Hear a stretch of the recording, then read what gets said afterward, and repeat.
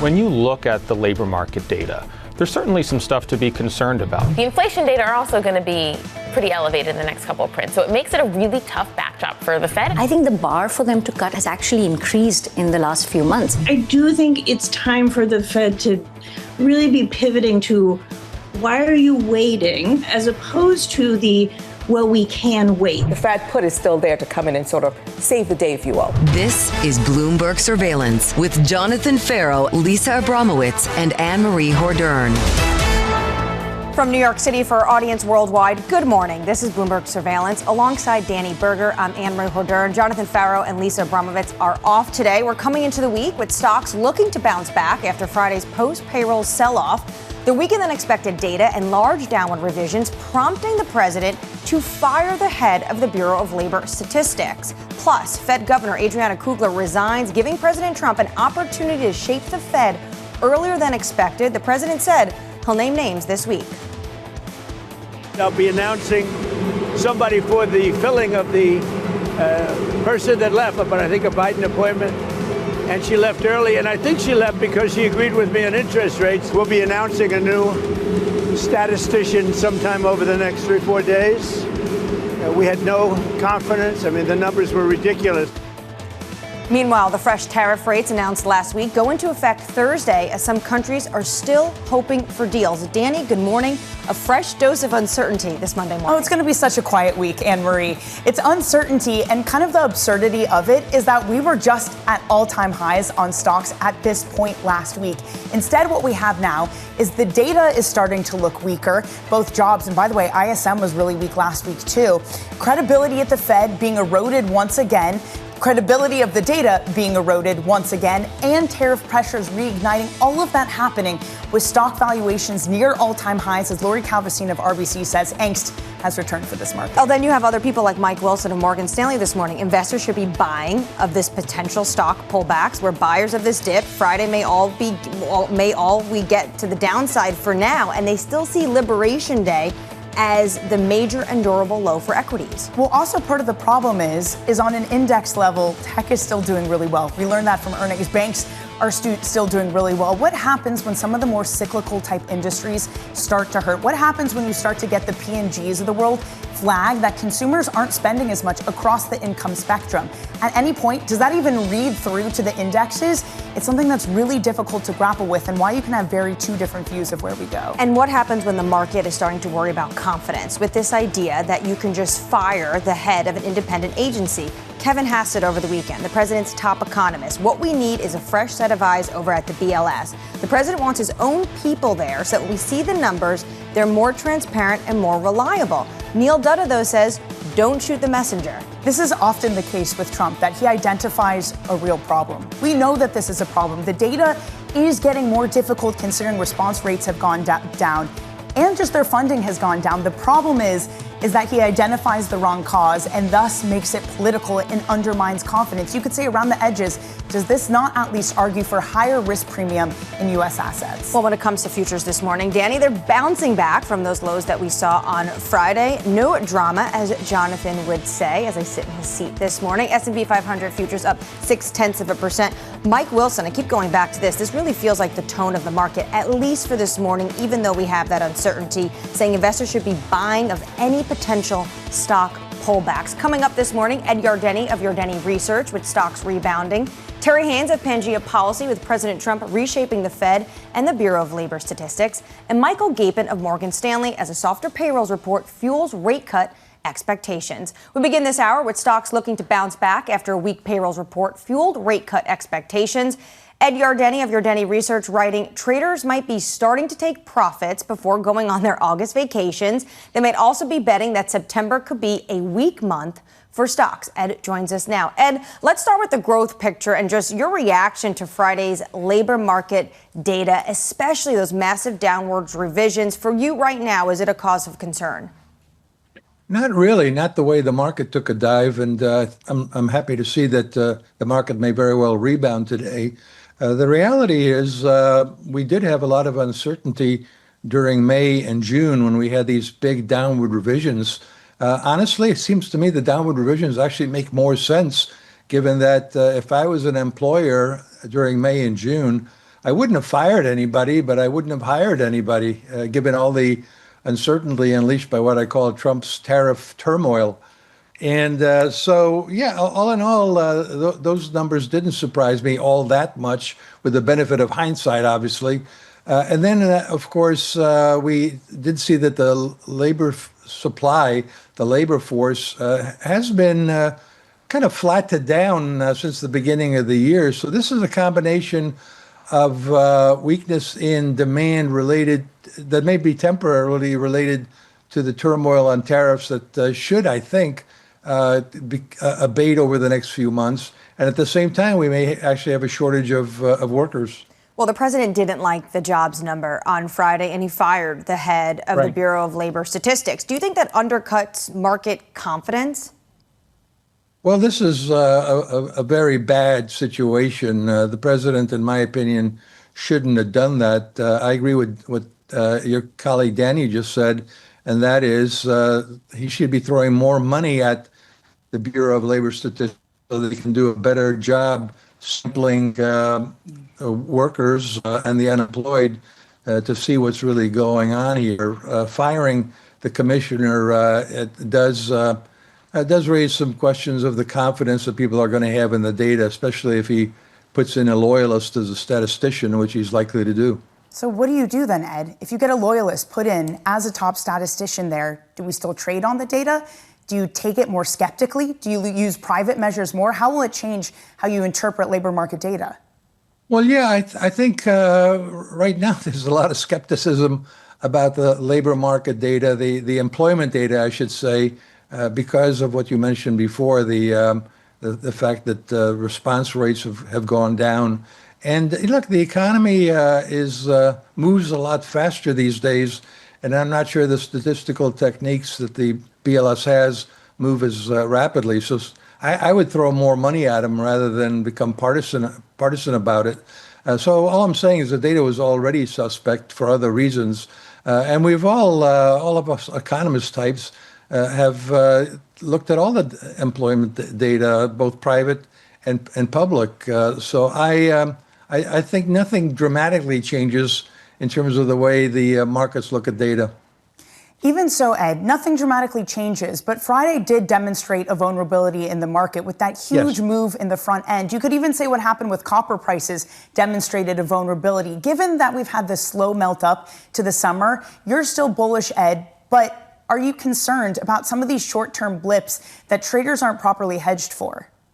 Well, you quoted me saying that a lot of traders, a lot of investors are going on vacation. They certainly don't want to be exposed to the volatility of the market, at least not from a trading perspective. So I think we're going to see a lot of that kind of activity slow down. I think it already has slowed down. Maybe it started that on Friday, as some people said, you know what, I'll be taking vacation for the next week, 2 weeks. Let me just close my books here. And then, of course, there is a seasonality issue. Septembers have a tendency to be weak months. So I wouldn't be surprised if this market just kind of chops around here in August and September, and maybe we make some sort of low or bottom in October for a year-end rally. Good luck to anyone who's trying to take a vacation with all these headlines coming out. Ed, also this week we have this new deadline when it comes to the tariff rates on Thursday. Do you think the market is ready to basically put the trade war behind them? I think the markets would love to put the trade war behind them, and I really thought that by now the president would really be in the same camp, because he's got to start focusing on the midterm elections next year. He does love to talk at these large conventions, these large rallies in sports stadiums, and he's going to need to do that in order to shore up his Republican Party during the midterm elections. And he's got to really start to focus on just saying what has been accomplished and avoid doing things that might backfire on the midterms. I think the other issue, of course, is the courts are probably about to rule that he doesn't really have the legal authority to do what he's been doing.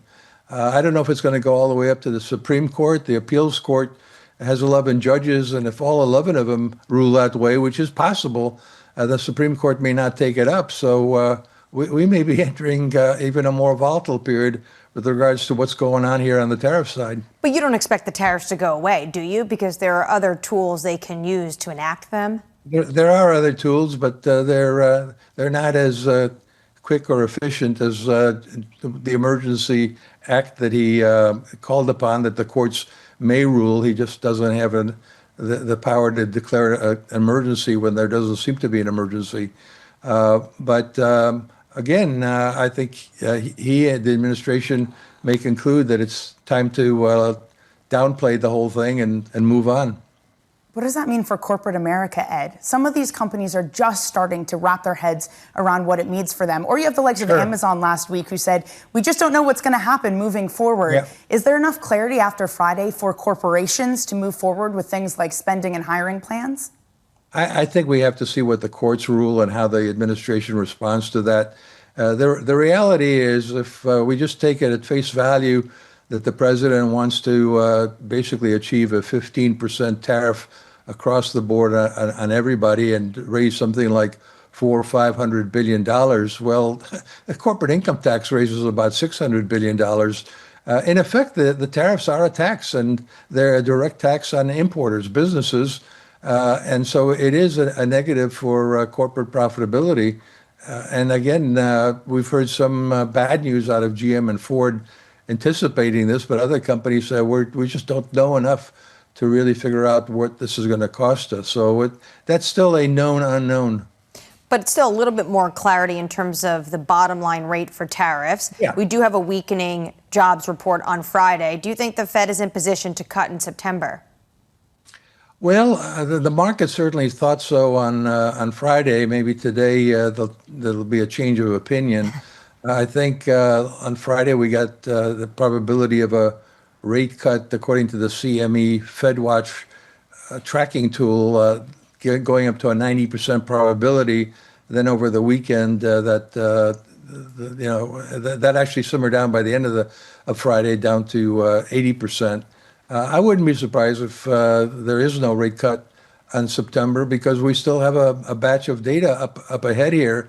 Particularly on the inflation front, we are seeing that the tariffs are having an impact on inflation. A lot of people saying, well, it's not there, but the reality is, if you look at durable goods inflation, durable goods prices typically fall. That's what they did before the pandemic. Then they had that inflation spike, but then they came right back and started falling again, and now they're rising again, mostly because of the tariffs. Ed, thanks so much for your time this morning. It's a great point. Ed Yardeni of Yardeni Research. Let's get you an update on stories elsewhere this morning. Here's your Bloomberg Brief with Yahira Anan. Hey, Yahira. Good morning, Annmarie. President Trump is set to announce a new Federal Reserve governor and Bureau of Labor Statistics head in the coming days. He told reporters he has a couple of people in mind to replace Fed Governor Adriana Kugler. His pick might be in the running to fill Fed Chair Jay Powell's spot when his term ends in May.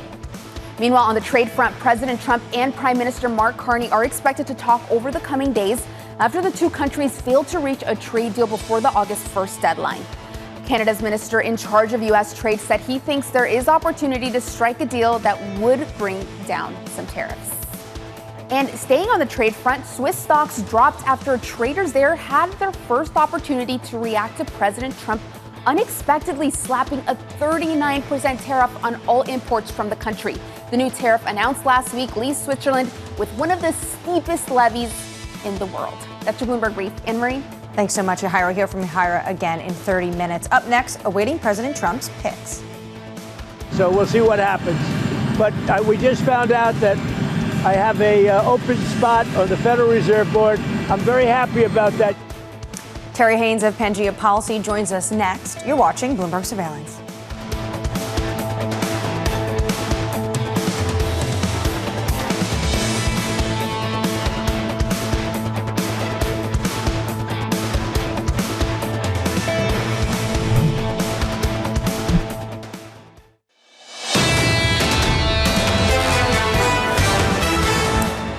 Good Monday morning. A lot of uncertainty into this market. As the president said, we're going to get new names when it comes to the head of the labor statistics that he fired on Friday, that commissioner, and also a fresh seat open at the Fed now that he has a chance to put a new person in there, something that we know the administration is very excited about. What we have in futures this morning, bouncing back from Friday's low. Ed Yardeni, we just caught up with, said that market reaction Friday was overdone. We're going to see a lot of seasonal volatility. And Mike Wilson said investors should be buyers of any potential equity pullbacks. Under surveillance this morning, awaiting President Trump's picks. We'll be announcing a new statistician sometime over the next 3-4 days. We had no confidence. I mean, the numbers were ridiculous, what she announced. But that was just one negative number. All of the numbers seem to be great. We'll see what happens. But we just found out that I have a open spot on the Federal Reserve Board. I'm very happy about that. Here's the latest. President Donald Trump sharing plans to name new appointees to both the Federal Reserve and the Bureau of Labor Statistics following the resignation of Fed Governor Adriana Kugler and the firing of BLS Commissioner. Joining us now, Bloomberg's Mike Shepard. Mike, what's the reaction in Washington from the flurry of news we got Friday? Well, in a word, Annmarie, you could size it up as dismay. Even from some Republican lawmakers, we heard from Republican Senators Cynthia Lummis and Tom Tillis that they were concerned by this. And Cynthia Lummis even went so far as to say, look, if the president doesn't like the numbers he's getting on jobs, it's not the statistician's fault. And it comes, Annmarie, at this time as we are seeing, or at least beginning to see, signs that the president's tariff policies are beginning to have an effect on the economy. We're seeing flickers of inflation in key consumer categories. And then we had the Friday jobs report and the revisions that moved the president to the point that he ousted the head of the BLS, Erica McIntyre, who was appointed by President Joe Biden, but was widely hailed as somebody who was nonpartisan and was committed to the data. And her predecessor, William Beach, who was appointed by Donald Trump during the president's first term, even stepped forward to defend her over the weekend. He said that the move risked undermining BLS and the credibility of the agency and the work it does. And he also said there was no grounds for it. At the same time, though, he said that there were a lot of committed and dedicated civil servants at BLS who will continue to do their jobs and do so free of political influence. So it will be interesting to see how whoever the president decides to put into this job will interact with that part of the bureaucracy, and whether those people who are producing the data and the numbers will bend to the new head of the BLS as well. Mike, thanks so much for that. Bloomberg's Mike Shepard out of Washington. To continue the conversation, joining us now is Terry Haines of Pangaea Policy. Terry, you're right. Over the weekend, Trump now accelerates reshaping the Fed like he did the Supreme Court. But when it comes to this Kugler seat, does he go for the person he wants to be the new Fed chair, or does he just put someone in there that he was planning to for that extra seat he likely would have at the Fed? Good morning, Adrienne, Danny. The bottom line, I think, is that Trump sees the opportunity to reshape the Fed now in a way that he didn't before. He's now got the Kugler seat in his pocket, which he didn't. He'll make a decision on that. But he's also got the Powell seat coming up in summer, and he's even got a potential vice chair coming up before the end of his term. So I think he's going to try to figure out ways to push the narrative and reshape things in the way that the Supreme Court got reshaped by a few different picks. Now, whether he uses the Kugler pick to put the shadow chair in or not, I think depends on a couple of things. One, two different Trump instincts, both of which we've seen demonstrated. One is making the biggest splash and the biggest push possible. The other instinct is, you know what, I'm going to make a smaller splash, cement my initial counterweight here, and let the battle go on among potential chair candidates for a little while longer. Can we play out the former scenario, Terry? If we get an appointee who is very obviously political, what is the strength of the institution of the Federal Reserve to try to fight back against that? And to what degree might it see some bends? Well, I think there's two sets here. One is kind of Venn diagram style sets. One is kind of the political and malleable, and the other set is candidates that are best for markets and best for Fed independence. I think you get a confluence of those sets to some extent. But that's going to take a lot of input, both from Congress and I think crucially markets, who are going to say, look, what we need here is we need somebody with a lot of gravitas and a lot of the ability to, frankly, burnish the Fed's credentials, burnish the Fed's independence, and ability to keep making these decisions. So that's one reason I think why it may take a while. It's easier to put the political loyalist in if you're in the Kugler seat, very much as Kugler was, I think, with Biden, if you're going for kind of a lesser normal governor type. Unless, Terry, we get a recess from Congress that allows Trump to make a quicker appointment to the Federal Reserve because of those recess nominations. Do you think that could happen? I think that's possible. I think Congress, the Senate particularly, would counsel very strongly against that. The Senate, think about the broader context here. The Senate is in a situation now where it's trying to push through as many Trump appointees as possible, getting a lot of pushback from Democrats who have, long ago decided that they're going to have to deny Trump as many nominees as possible, and maybe even go shut the government down or push back on spending this fall and winter. In the middle of all that, I think the last thing Trump should want to do is play into that, and he'll certainly be counseled by Senate leadership that way. Terry, who's in pole position right now that you would bet the president to appoint in the Fed seat? I think that if I'm not going to take any public position or private position for that matter. Seriously, Well, just name a few names. I will. I want to be clear about that. I'm not expressing a personal preference, but I think that the Trump battering the Fed, Trump doing what he did at the BLS, have a number of fallouts. One bit of that fallout is that since the BLS matter and him battering Powell undermine his own credibility on the economy to some extent, it has to be corrected by candidates that have more gravitas. So what I took from the weekend was that candidates like Kevin Warsh and David Malpass, I think, gain a little bit in that. And I think somebody who lost a little bit over the weekend was Kevin Hassett, and that's out of his control. But, he had to go on television on Sunday and defend the BLS business. And that only reminds people that right now he's a Trump staffer, and that may not be the look that the Senate wants to put in the Fed position. How challenging is the Senate confirmation going to be for the Fed? Well, the conventional wisdom will be, well, the Senate's a rubber stamp. They'll do whatever Trump wants. I think that's not true.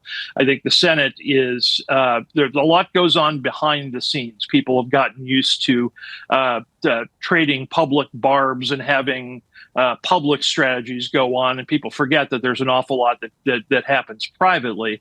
The private counsel will be, look, we need to get somebody who is in the Fed position who Republicans are united on, because Democrats certainly, by and large, are not going to vote for that person, number one. Number two, it's going to have to be somebody that enhances Fed stature. And anybody that thinks the Senate's a rubber stamp, any Senate, has only to go back to Sarah Bloom Raskin a few years ago to remember that Democratic Senate stopped a Biden vice chair nominee cold. Terry, thanks so much for that. Terry Haines of Pangaea Policy. Danny, the point Terry really makes, though, is that the Kugler seat is now so much more important. It's not just a regular seat anymore. Does it become something of a shadow Fed chair that we get in? Does it also mean that Powell stays on or resigns early? Just how many appointments will Trump be getting over the next of his presidency? Just how much is he going to be able to remake the composition of the FOMC? Yeah, it's going to be one we're going to be watching very closely, especially as the president said we might get a potential nominee name this week. Coming up on the program, Sonja Marten of DZ Bank with President Trump's new tariffs set to take effect on Thursday. Plus, Yahira will be back with us for your morning movers. Tesla gaining this morning as a new incentive for Elon Musk. You're watching Bloomberg Surveillance.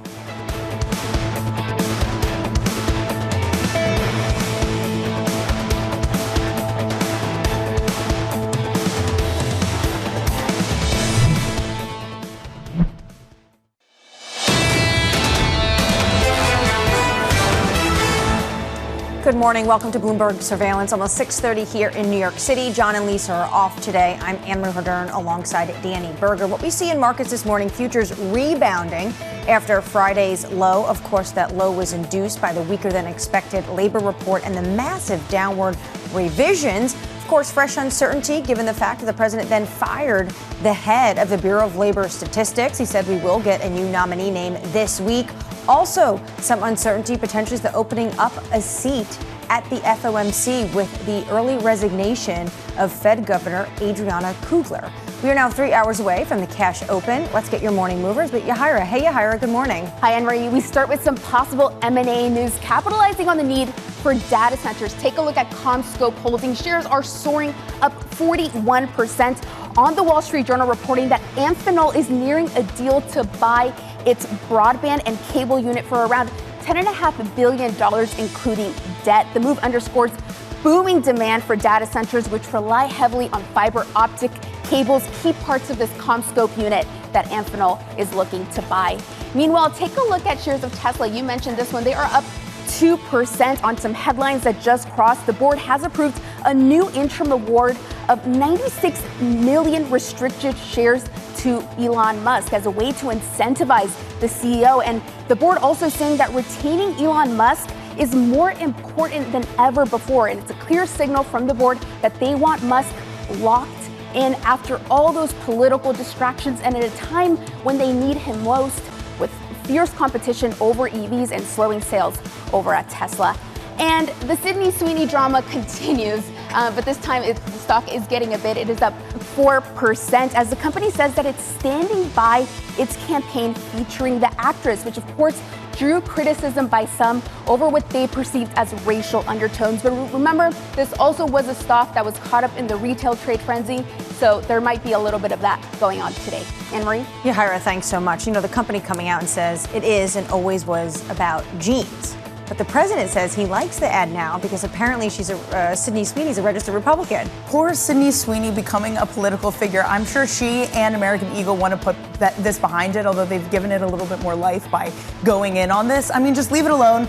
Let it dissipate. I'm tired of it. Let's stop talking about it. Well, the stock is up more than 4% this morning, so they must feel like they've done something right. On our radar this morning, President Trump will announce a new Federal Reserve governor and BLS chief in the coming days. The Fed replacement might be in the running to fill Fed Chair Jay Powell's spot when his term ends in May. This is why it's so interesting. As Terry Haines was saying, this is not just now a regular governor's seat. Potentially, this could be the shadow Fed chair. I also wonder if they can convince anybody to come in and join the FOMC unless they are given that promise that you will be the Fed chair at some point. Not to mention Michael McKee writing into us saying it would be impossible to make a recess appointment. So for the Fed, you'd have this really long, drawn-out process. Isn't it advantageous for Trump then to just have the person that he wants to become the next chair? So does that mean you get a shadow Fed chair coming onto the board?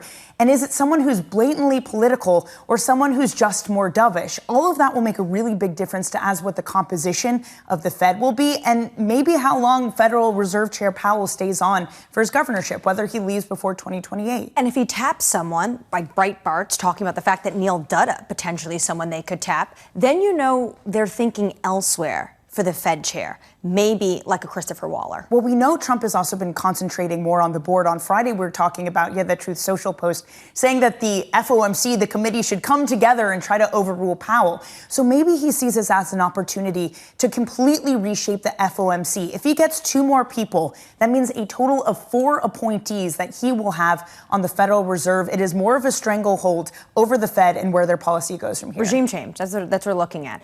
Elsewhere in Washington, U.S. Trade Representative Jameson Greer saying the U.S. and China are, quote, halfway there on a rare earths deal. His comments coming as the trade truce between the two countries is set to expire, Danny, on August 12th. Halfway there, and it's clear that this is the sticking point. It is clear that this is somewhere that China has such an upper hand. Part of the problem with this, too, and it makes it more difficult for the U.S., if you were to say, OK, maybe this is less of a problem if we can look at supply chains elsewhere.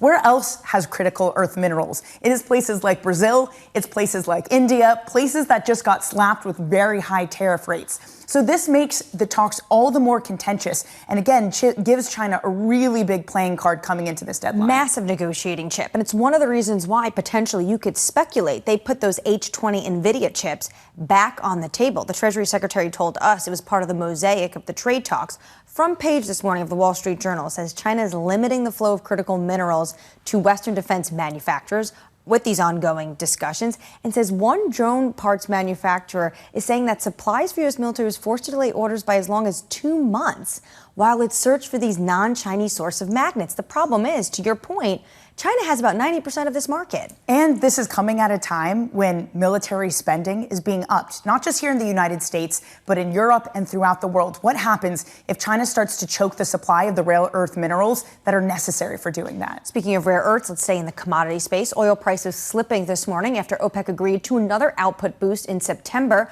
stoking concerns about a global oversupply as the U.S.-led trade war weighs on economic growth and energy consumption. So it was just a 14-minute meeting, so very short for OPEC standards. And I've had a lot of time with OPEC meetings. Sometimes they go days or weeks. What happens next is going to be interesting. You are so right, because at the moment, oil's weaker this morning, but only by 1.5%. The things holding it up is that there is still demand. We are still traveling. Everybody got in their car over the summer traveling somewhere. Everyone is still flying, so jet fuel is still in high demand. What happens when that ends? What happens when the summer is over and some of that ebbs? That's just the demand side. What happens on the supply side? Are we going to see stricter restrictions, more tariffs, more sanctions for people who use Russian oil? It is a quickly changing picture, which means that this OPEC meeting, it might be more than 14 minutes in the future. And that's a great point to bring up, because the president said over the weekend, if Putin does not come to the table for his self-imposed 10-day truce, which is this Friday, there could be sanctions, more sanctions when it comes to Russia. So everyone's squarely focused on what that means for the oil market. Turning to foreign exchange now, the euro recovering from recent pressure as President Trump's 15% tariff on most exports from the EU is set to take effect Thursday. Sonja Marten of DZ Bank writes, the correction in euro dollar has run its course fundamentally. There is still one major risk factor at play: the large overhang of the speculative long positions that could spell trouble in the very short term. Sonja joins us now. Sonja, just explain that. Where do you see euro dollar going if we have this speculative long still baked into the market? Good morning. Yes, in fact, one of the big problems that we have seen recently is that we have built this massive overhang of speculative long positions. It started around April, so with Liberation Day, that's when it really kicked off. I estimate that the average entry level of these positions is probably around 110, 112. So right now, you could say that they're still quite comfortably in the plus. But obviously, there is a risk that if euro dollar starts to edge lower again, that these investors will lose confidence. And we're looking right now at about 125,000 contracts. That is a quite significant amount. And what could happen, obviously, is, as I said, if euro dollar does pull back for whatever reasons, then these investors will start to liquidate at least some of their positions, and that could accelerate the move. And I think the critical question would be, at what levels do fundamental investors who might feel very well, very rightly, I think, that maybe levels around 114 are good buying opportunities, when will they come in and pick up the slack? Sonja, we have a 15% tariff rate when it comes to the European Union, but who's to say that's going to last Trump's entire term?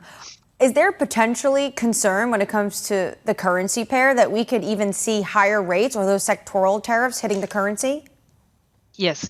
I mean, the market reaction last week to the trade deal announcement was very clear. The euro lost quite a lot of value on Monday in the early part of the week. And this was because of that concern. So obviously we have 15% now. You could argue that that's better than the 30% we fear we might get. But what the market is looking at is the fact that we have now capitulated in front of Trump. So we have given in. I think that's the interpretation. And I think the concern is indeed that in doing so, we've basically provided him with the door. We've opened the door to more tariffs, and that if he feels like it in a few months' time, 6 months' time, who knows, that we might be hit with higher tariffs. And I think that's what the market reaction was all about, not so much about the actual tariff, where 15% obviously isn't great. It's going to dampen somewhat the outlook for Europe, in particularly the export-strong nations. But it's not a complete disaster yet. But I think the yet is what people are worried about. Well, the drivers from the start of the week to the end of the week felt completely different, Sonja, because by Friday, you had a rally in euro dollar with the dollar's worst day since around Liberation Day in early April. How do you understand what the drivers are, and what is a bigger risk? Is it the weakening data that forces the Fed to cut, or is it an undermining of confidence in both the Federal Reserve and the data in the U.S.? Well, I mean, both risk factors are currently obviously at play. But if you ask me what the bigger risk is, then I would have to say the latter. I mean, weak data is one thing, and the Fed could react by cutting rates. And, you know, a lot of people have been playing the risk of a U.S. slowdown, potential recession. That's not entirely new. But I think longer term, as when you look at the dollar and confidence in the dollar, the much bigger risk factor has got to be an undermining of confidence in the Fed. And I mean, you discussed it on the program just before. I mean, you know, Trump now has an opening. He can appoint someone there or try to appoint someone there who might also then act as sort of a shadow Fed chief until Powell leaves, and they might, you know, be put in a position to replace him. That's going to make the Fed's job harder. Definitely is going to make Jerome Powell's job a lot harder. And I think that in combination, of course, with the firing of the head of the Bureau of Labor Statistics, it all just goes to undermine sentiment vis-a-vis the US dollar. Sonja, if that hadn't have happened, we would have been debating just the actual weakness of the data itself, not the confidence in it. If we can do that, are the employment trends worrying enough that we're likely to get a cut from the Fed regardless of where inflation comes in the next month's data? Well, I think the problem with the labor market data is, it obviously has been generally more solid than people feared it would be. And I think now it was a major disappointment. The big thing that we're all waiting for when we look at the US economy is when the big impact of the tariffs will hit the inflation rate and consumption, and therefore also eventually the labor market. I mean, you remember a few months ago, everyone was talking about Trump's session. A lot of these forecasts have been revised since, but there's still a lot happening in the pipelines. I mean, these price increases through the tariffs will have to find their way into the economy, and that can happen in only two ways. Either it ends up being paid by the US consumer, or it ends up being swallowed by the companies. And both outcomes are not good news for the US. So that is going to happen. The question is just when. And I think that, you know, we're starting to see some weakness in the data. The US surprise index that Bloomberg publishes has been in negative for a while now. So it's coming, but I think the timing is much more difficult. But it does mean the Fed will have room to cut rates further. Sonja, thanks so much for that this morning. Sonja Marten of DZ Bank. Let's get you an update on stories we're watching elsewhere with your Bloomberg Brief. Here's Yahira. Hey, Yahira. Hi, Annmarie. Boeing workers at its defense plants in St. Louis are striking for the first time in nearly 3 decades. Thousands of machinists walked off the job after union members rejected the company's contract offer that would have raised wages 20% and boosted retirement contributions. Boeing saying it implemented a contingency plan to support its customers. Meanwhile, I mentioned this one earlier, Tesla shares are rising 2.3% after the company announced a massive payout to CEO Elon Musk. Musk awarded 96 million shares of restricted stock worth over $23 billion based on the last closing share price. Tesla's board described the decision as a good faith payment, saying retaining Musk is more important than ever before. And Texas Democratic lawmakers have left the state in an effort to stop Republicans from redrawing congressional maps. That leaves the state legislature short of the minimum number of lawmakers needed for votes. Texas Governor Greg Abbott has reportedly threatened to attempt to remove the lawmakers if they don't return today. That's your Bloomberg Brief. Annmarie? Thanks so much, Yahira. Up next, September on the table. The big picture, though, I think, is you can cut the rate. You can get 100 basis points off this interest rate and still be above where inflation is tracking. Would I get that rate down to something and then see where you are? Yes, I think that's a possibility. Up next, Michael Gapen of Morgan Stanley joins us. Don't want to miss that conversation. You're watching Bloomberg Surveillance.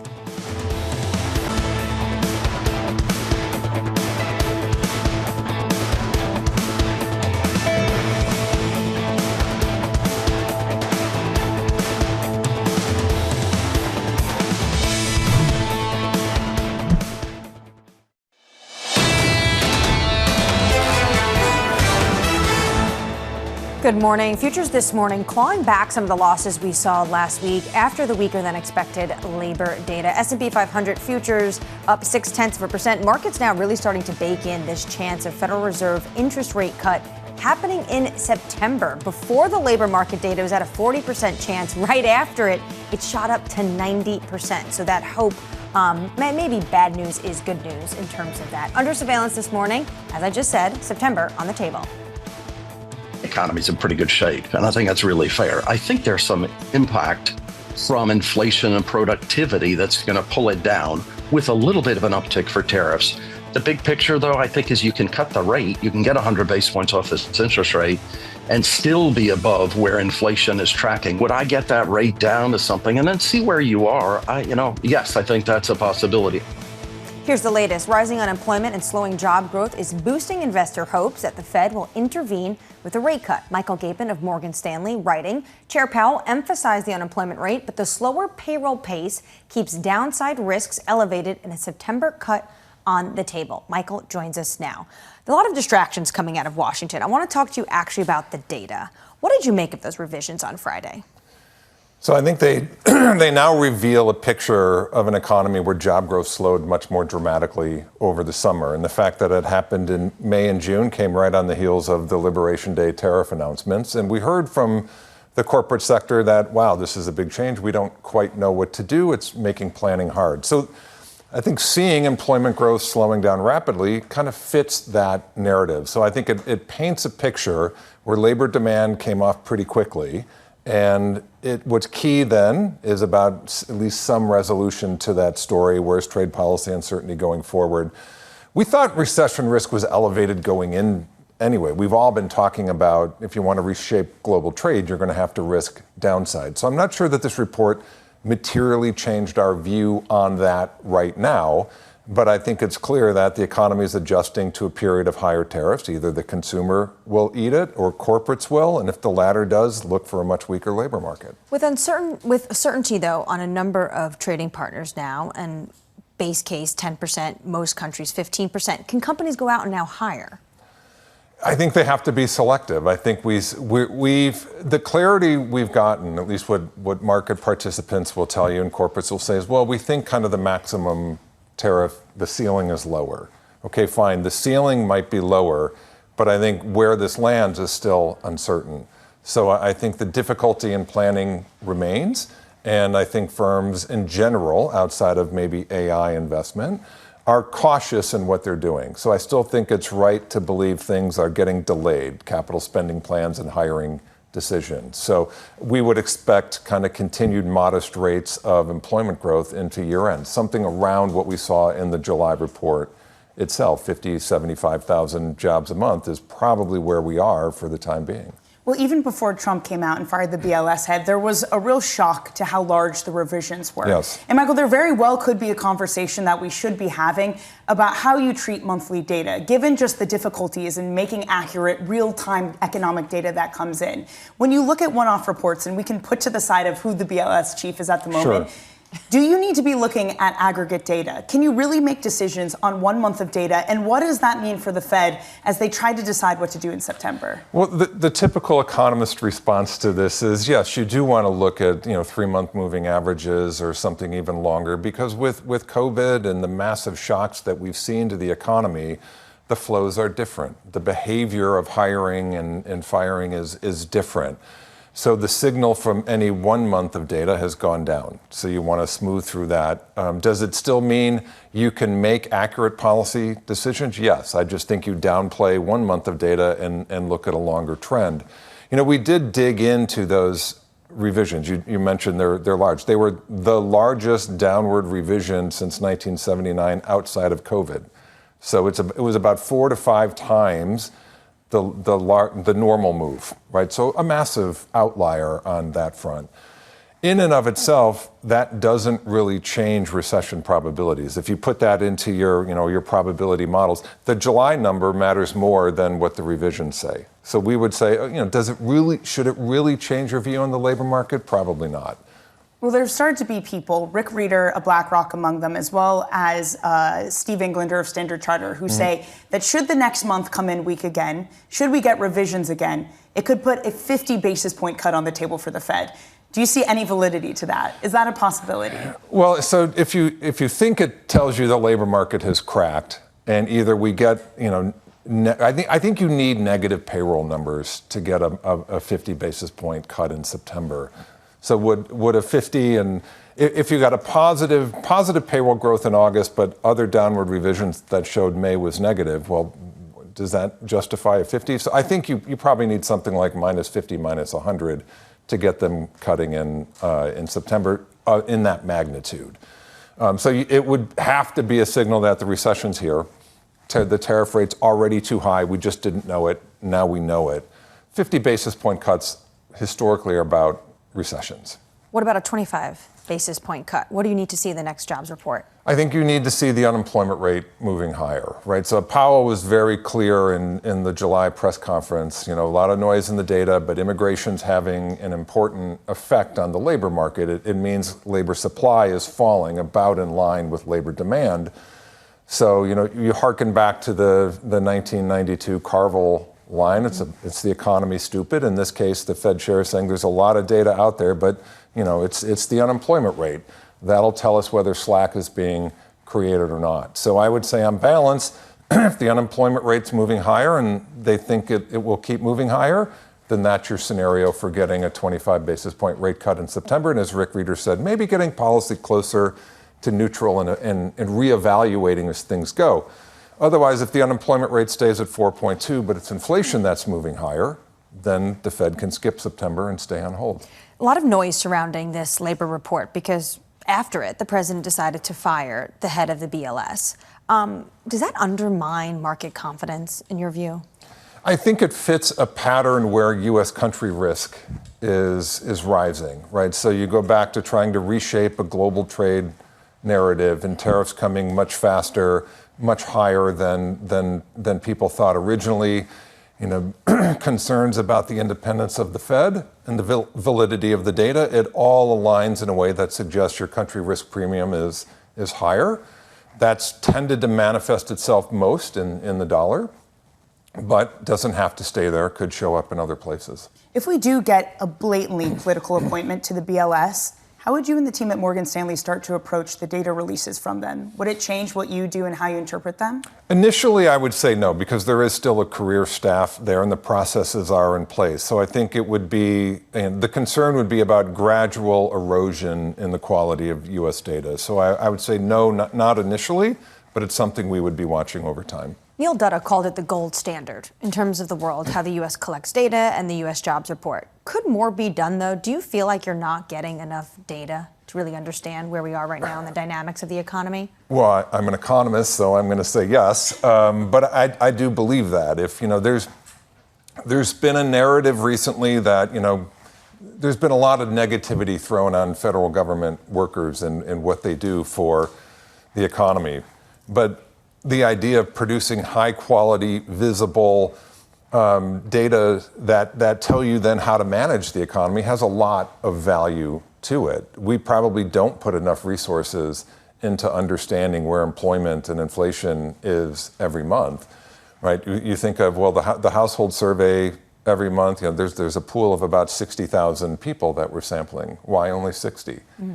Right. Yes, 126,000 or so establishments that we get payroll data from, that's a lot, but why not more? Shouldn't we get a higher quality signal from the data? We're probably underinvesting in it, even though, as you say, U.S. data is the gold standard, and it is what allows us to make better policy. So it sounds like you want to make the BLS great again. Michael Gapen of Morgan Stanley, thank you so much for joining us this Monday morning. Coming up on the program, Barbara Doran of BD8 Capital, Henrietta Treyz of Veda Partners, and the NYSE President Lynn, Marten, Michelle Meyer of Mastercard's Economics Institute. You're watching Bloomberg Surveillance.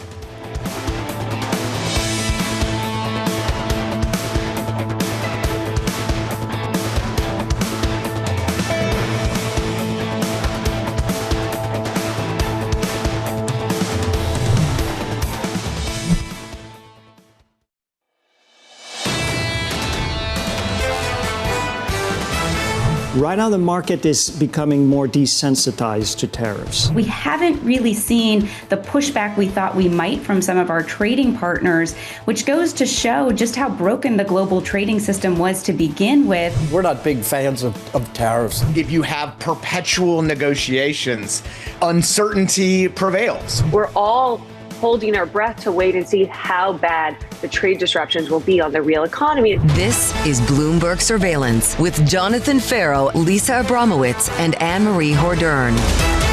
Good morning from New York City. For audience worldwide, I'm Annmarie Hordern alongside Danny Berger. Jonathan and Lisa are off today. Danny, what a difference a weekend makes. We have stock futures rebounding from Friday's low after that weaker than expected labor market data. Another big week ahead. Earnings in full swing. We're going to get more data that potentially is going to really try to help us understand what is going on in this economy. At the same time, what is not on that board, and potentially the most important thing the market cares about right now, is what the president said last night, heading back to Washington, D.C. from the weekend, saying, one, he's going to have the names for a new Fed seat for Adriana Kugler stepping down and resigning, and also a new name for the head of the BLS. We would be having such a different conversation this morning had it not been for the firing of the BLS chief, had it not been for Adriana Kugler to be stepping down. The problem is that those are conversations that are still worth having. Did the labor market data show that real cracks are appearing and this is a Fed that is behind or close to being behind on cutting? Are these earnings that are starting to show that consumers might be exhibiting some weakness? Have the tariffs really settled out? These are some big existential questions.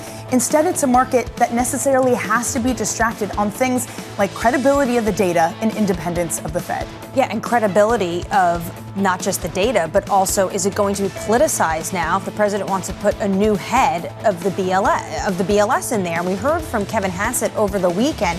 He said that they want their own person in there so they could believe the data. Michael Gapen, though, of Morgan Stanley, was basically outlining that this is par for the course what they were hearing from corporate America. There was so much uncertainty about where the tariff rates were going to lie that basically it was paralysis on the hiring and firing front. There's so much irony in all of this because the numbers were bad partially and in large part because of policy. By the way, the government hiring numbers were really poor.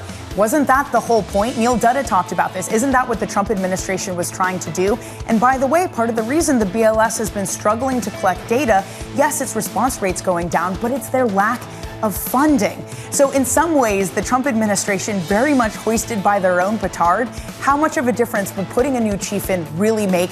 Does it just turn around and make things worse? Potentially. We'll have to see. This morning, though, not worse, better when it comes to equity futures. They are up this morning. S&P 500 up 0.5%, Eurodollar at 115, and Treasuries 10-year yield 4.2. We saw yields really take leg lower last week following the weaker than expected labor market data. Coming up this hour, Barbara Doran of BD8 Capital as the S&P 500 looks to snap a 4-day losing streak.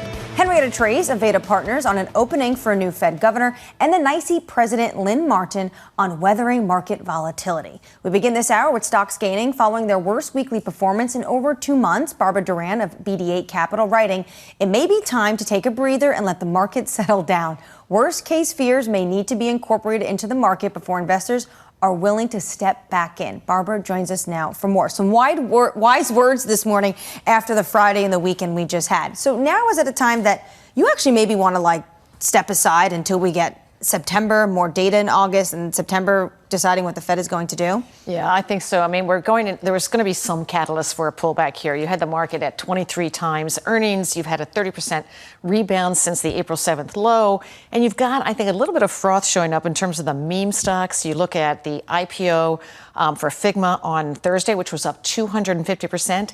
And something that I haven't seen discussed too much yet, but margin debt is back to where it was at levels pre-2000 and 2007. And of course, we know the bear markets that followed after that. So I think there's some concern right here where we are, but people want to be invested in this market. And so we'll see after Friday. I really thought we could swish around here. It looks like the futures are going to open here, because I think once you've had time to look at these numbers, jobless claims are still supportive. The unemployment rate's been between 4.1 and 4.2% the last 6 months. And and those are leading indicators. And until we see some signs there, you know, the BLS numbers, I mean, the revisions are extreme, but it's not unheard of. I mean, last year in August, 2024, they revised downward by over 800,000 jobs, and that was under the Biden administration. So it's really a function of their rolling methodology. You know, the first month, then a revision, the second month, third month, the final, because it's all about response rates from the companies that they're surveying.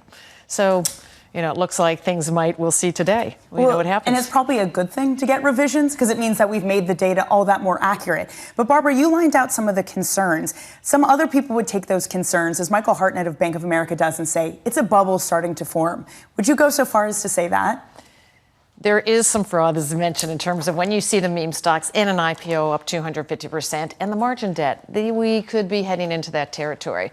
But again, this is when you've had such a fast rebound and where valuations are, you do have to be cautious. And this is where you start to take some money off the table in terms of your stocks. I mean, I'm still fully invested. I'm going to remain fully invested.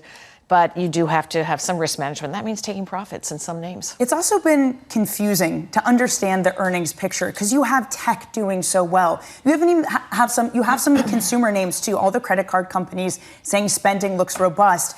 But then you have people like P&G who say consumers are more value oriented. They're a little bit more cautious. PayPal saying tariff sensitive areas are more cautious too. How have you interpreted what corporate America has told us so far? Well, Danny, I think you're absolutely right. There is a bifurcation going on. The AI play is alive and well, and you saw that last week, with the Meta dramatic increase in earnings and the response of the stock, and Microsoft as well. And as you just mentioned, the credit card companies, the travel companies, even Booking.com, they're all seeing not only just current consumer strength, but they're looking ahead and saying, we see it looks fine. And so there's been very little cracks in the consumer spending. And the lower income, yes, they're feeling the pressure. And that's where I think the P&Gs of the world, they are passing along the pricing. And we will see, I think, more of that. Companies, as you said earlier, Annmarie, are on hold, waiting to see how all of this settles out. So pricing has not really kicked in. Companies are like, we don't know what our costs are going to be. Although Ford last week said could be $2 billion, and GM similar. So I think it really is, we're still playing out the tariff impact, and we're going to start to see that over the next month or two. Well, this week, on Thursday, that's when the new date is set for these new tariff rates to take effect. In that sense, could we put this story behind us and the second half of the year, potentially we're going to get more clarity from corporate America? Well, I think it's an interesting question because it looked like coming into this Friday news, the markets had been assuming tariffs are pretty stable. And they're still, in a way, they are. Instead of being sort of 14, 15% average that people are assuming, it's now up to 17, 18%. So that will cost companies, that will cost the consumer. And that, again, when those rates kick in, it'll be another month or two before you see it. But from the previous tariffs, we are going to start to see it.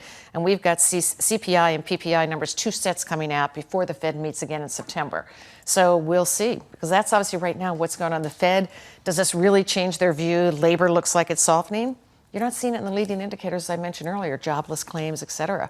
So, and they're still having to keep a close eye, this balance of jobs versus inflation. After April 2nd, the market reaction was one that pushed Trump to back off on the worst of his intentions. We've seen him not back off this time around. And it is a market that is selling off, but it's resulted in a Trump blame game of Powell. Are there any more checks left when it comes to market reaction on the president, or does it just result on things like firing the BLS chief and remaking the Fed? Yeah, it's a good question because the market has, assumed that it is a lot of bark and not bite. And so that's what you've seen, the market making new highs. And even today, looks like the market is going to have a good day, assuming that, okay, the tariffs are out of the way. The jobs, numbers are not great, but we also understand that we haven't seen the canary in the coal mine, which would be jobless claims, et cetera. So, no, I don't think there's a good check in the market here until you start to see it. Earnings right now are coming in. When we went into this quarter, as we know, the last quarter, first quarter was 13.5+%. And because of April and the tariffs, some companies withdrew guidance, but a lot cut their numbers. So we came into this quarter at a 4.9% overall estimate for S&P 500 numbers. Right now, 2/3 of companies have reported. 80 to 83% are beating those numbers. And right now, the blended rate is 10.3%. So it's double what was anticipated coming in. So right now, as long as earnings are holding up, so it's going to take another quarter. We're going to have to wait till the next quarter earnings to see what the bite is. And I think we have a pretty good guess, though, the companies that will be hurt. And you're seeing it already in the durable goods numbers. Inflation is creeping up there. And that's what we got to see. What is more dangerous? The jobs are slowing down. And what we've seen is not mass layoffs. It's been a slow easing of the labor market. And of course, immigration, we don't know the impact there. That's still going on. And then construction and ag being the most affected there. So I just think, the Fed, I think has been correct to wait and see, how the balance, shifts. And again, we're just going to have to wait for more numbers. Even though it's been this slow churn of a little bit of weakness in the labor market, it was still a bond market that was caught by utter surprise when you had a drop of 27 basis points on the front end, the most in more than 2 years. Did that incident show us that bonds can act as a hedge, or was it just a mismatch in positioning? I mean, you're right about the bonds can show us the way. And certainly that was, a month or two ago when the long bond was shooting up. And people were like, oh, my God, the bond vigilantes are back. And that's going to check things. And that can happen, and that will happen, if things do get too extreme one way or the other. Right now, it's the bond market was reacting, I think, in normal fashion to the news on Friday. So right now, I don't think it's going to, rein anybody in. Or more of a hedge just in a portfolio. Yeah. Oh, definitely in a portfolio. Yeah, because you've still got high rates there. And so enough to counter sort of even some of the dividend paying stocks that it's attractive to still be invested in fixed income. The bond market was reacting to the data. Is anything in the market right now reacting to the policy implications, the fact that the president didn't like the jobs number and decided he wants to fire the head of the BLS? Yeah, I mean, I think that's a longer term impact question because I think for me, it's in conjunction with the attack on Powell and the independence by definition of the Fed, and also the BLS blaming the head of that for, and in my view, politicizing that, by accusing the head of that of manipulating the numbers, which, every credible person out there coming out over the weekend is saying, no, they're not manipulated. You may want to broaden it, as your guest just before this said, in terms of maybe more than 121,000 companies and maybe some way to speed up the collection so we don't have these revisions. But basically, I think that, this calls into question by foreign investors and others about the credibility of the U.S., whether, and we saw this fright a few months ago, the dollar and people, are they leaving in U.S. exceptionalism? I don't think so. All the evidence has been they're still buying bonds and they're still, buying the dollar. But on the margin, people are trying to move away. And I don't think this is helpful to attack the credibility of the Fed, and the BLS.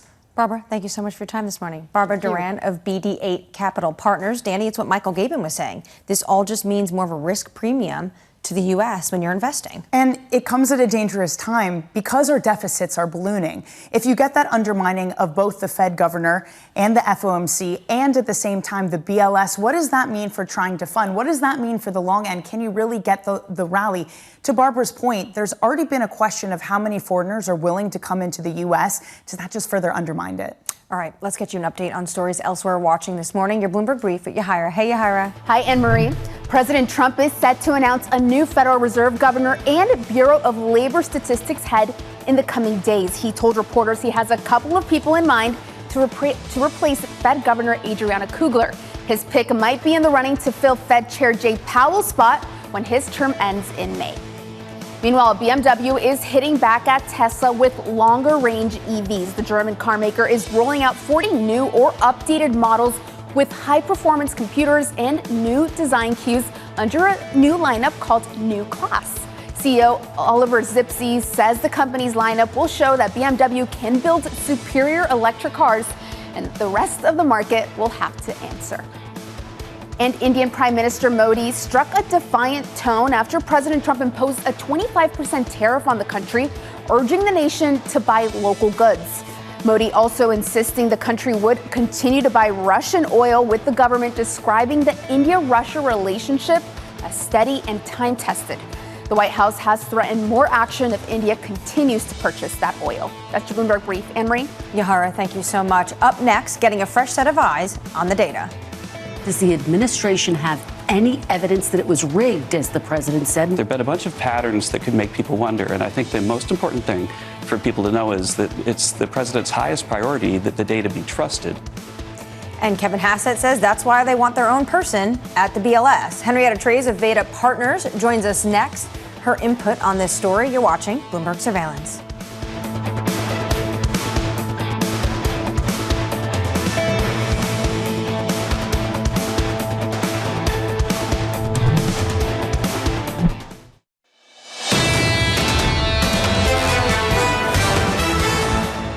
Good morning. Welcome to Bloomberg Surveillance. I'm Annmarie Hordern alongside Danny Berger. Futures this morning rebounding after Friday's swift sell-off following the weaker than expected labor market report. On top of that, the massive downward revisions, but the market now baking in potentially 2 Fed rate cuts. So maybe bad news is good news before year end. Under surveillance morning, getting a fresh eyes on the data.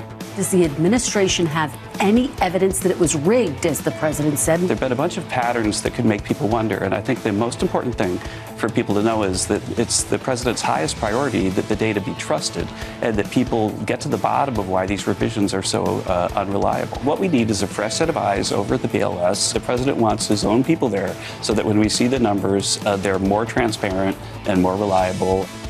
Here's the latest. President Donald Trump is set to fill new vacancies on both the Federal Reserve and the Bureau of Labor Statistics following the resignation of the Fed Governor, Adriana Kugler, and also the firing of the BLS Commissioner.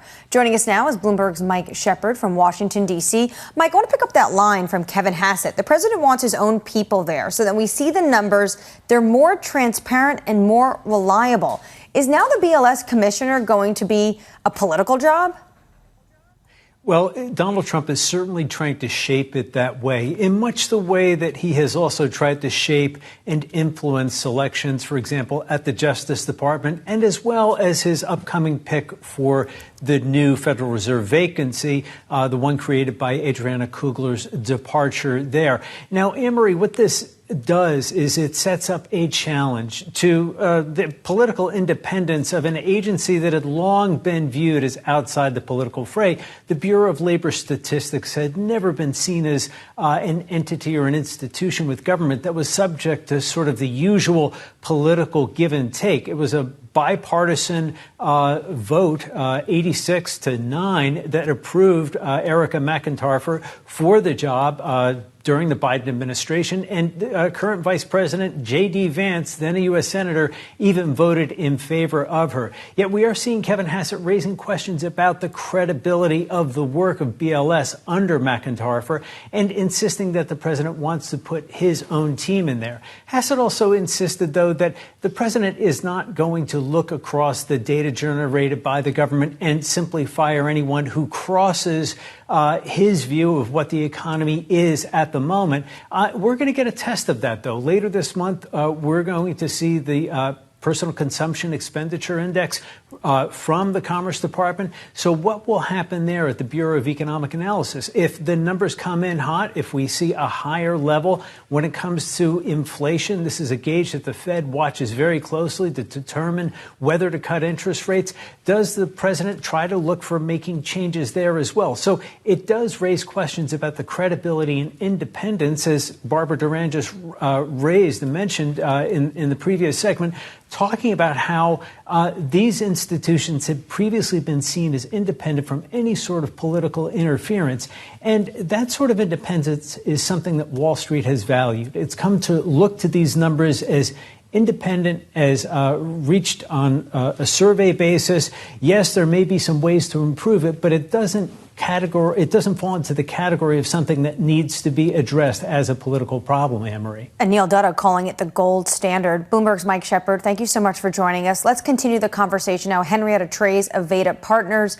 Henrietta, what do you think? Do you think the firing of the BLS commissioner and the president saying he's going to name someone new this week undermines the credibility of the data? Well, I think what's happened here is that the president has lost sight of the fact that the BLS is on his side. They're here to help.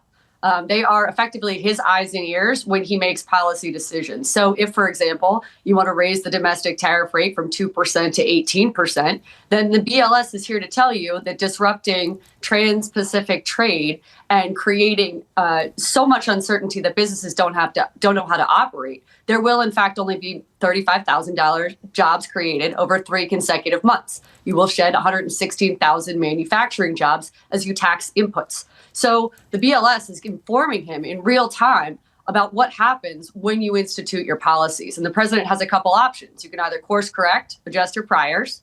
You can say these casualties are worth the price of the trade war, or I guess apparently option C, which is fire the commissioner. And so that's where we are right now. And it's not a good look for the administration and not something that the economists universe or Wall Street is going to take sitting down as we're seeing right now. It's not a good look for the administration, Henrietta, but how impactful is it when it comes to the Bureau of Labor Statistics? How strong is the institution itself from any political sway if we do get an outright political appointee to head it?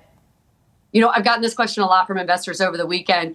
The continuity that we're going to have is probably going to be with us for at least the next 3 months based on my calculations of the calendar. So right now, as you know, the Senate has gone into recess. They are not technically on the kind of recess, though, that allows for the president to just appoint somebody either at the Fed or to replace the BLS commissioner. So what we're going to have instead is the acting commissioner who's already held that role twice before over the last decade. And so investors should have some confidence in a continuity of the data through, I would imagine, at least October. We're going to spend September working through continued nominations, but probably also deal with government funding fights and things along those lines. And probably the Fed chair is going to be the Fed nomination is going to be pulled forward ahead of BLS. So I would say BLS data and a new commissioner is probably a late October, November time horizon. And that's the stability that investors can count on for the time being. What happens after that, though, Henrietta? Yeah, after that, then we are in to see who he's going to nominate. And at that point, what is the administration trusting the numbers on? I mean, the staff, the 2,000 folks working at BLS have been there for a very long time. They're very diligent. It's going to be really difficult to manipulate the data. And I think, 141 years or whatever in existence is going to hopefully maintain them as the gold standard. But it's tricky from here. Henrietta, let's talk about the open seat now that the president has to fill at the Fed. How are you viewing who he potentially is going to put in that chair? I agree with conventional wisdom. One of the Kevins or Secretary Bessent. I mean, I think Secretary Bessent is very intimately involved in the trade negotiations at this point. And things with China, I think, especially require an expanded cabinet. And disruption will only increase the perception amongst our trade partners that they don't know who the chief negotiator is. At this point, we have Secretary Lutnick, Secretary Bessent, USTR Greer, and also Marco Rubio in a lot of those instances, and specifically with China. So I think continuity there for the trade negotiations probably prohibits him from putting Secretary Bessent in. But that's my best guess. And this is, of course, the parlor game and all the lunchrooms around Wall Street right now. So your best guess is that it's not going to be Bessent. But what about the other names? Do you think the president is viewing this as someone he wants to be chair? So basically setting up the Kugler seat earlier now as a shadow Fed chair, or is it going to be potentially a regular normal appointee as a governor? I think shadow Fed chair is going to be the immediate perception, and the expectation is that seniority is going to elevate them when the time comes and Powell leaves. But I want to be mindful that the administration and the president in particular really likes the parlor game of who will and who won't be in a position of seniority and who he'd rather, sort of put the thumb on the scales for to be Fed chair. So I imagine it will look a lot like this is the next candidate to be chair in his desires. But there'll probably still be speculation as we go into May about who might supersede that person, especially if there are unsatisfactory conclusions drawn by whoever he nominates in the near term. Henrietta, thanks so much for your time this morning. Henrietta Treyz of Veda Partners. And Danny, this gets more complicated, of course, because they don't know yet if Powell is stepping down from his seat. Yes, his chairmanship at the Fed will be over, but he doesn't lose his seat until 2028. Right. Well, if they put someone who's conventional, does that mean Powell feels he can step back? And does that mean Trump gets another appointee and the FOMC is remade in his image? Coming up in the program, NYSE President Lynn Marten as IPO activity ramps up on Wall Street. Plus, Yahira will be back with us with your morning movers as Wayfair sees its best quarter since the pandemic. That stock up more than 10% this morning. This is Bloomberg Surveillance.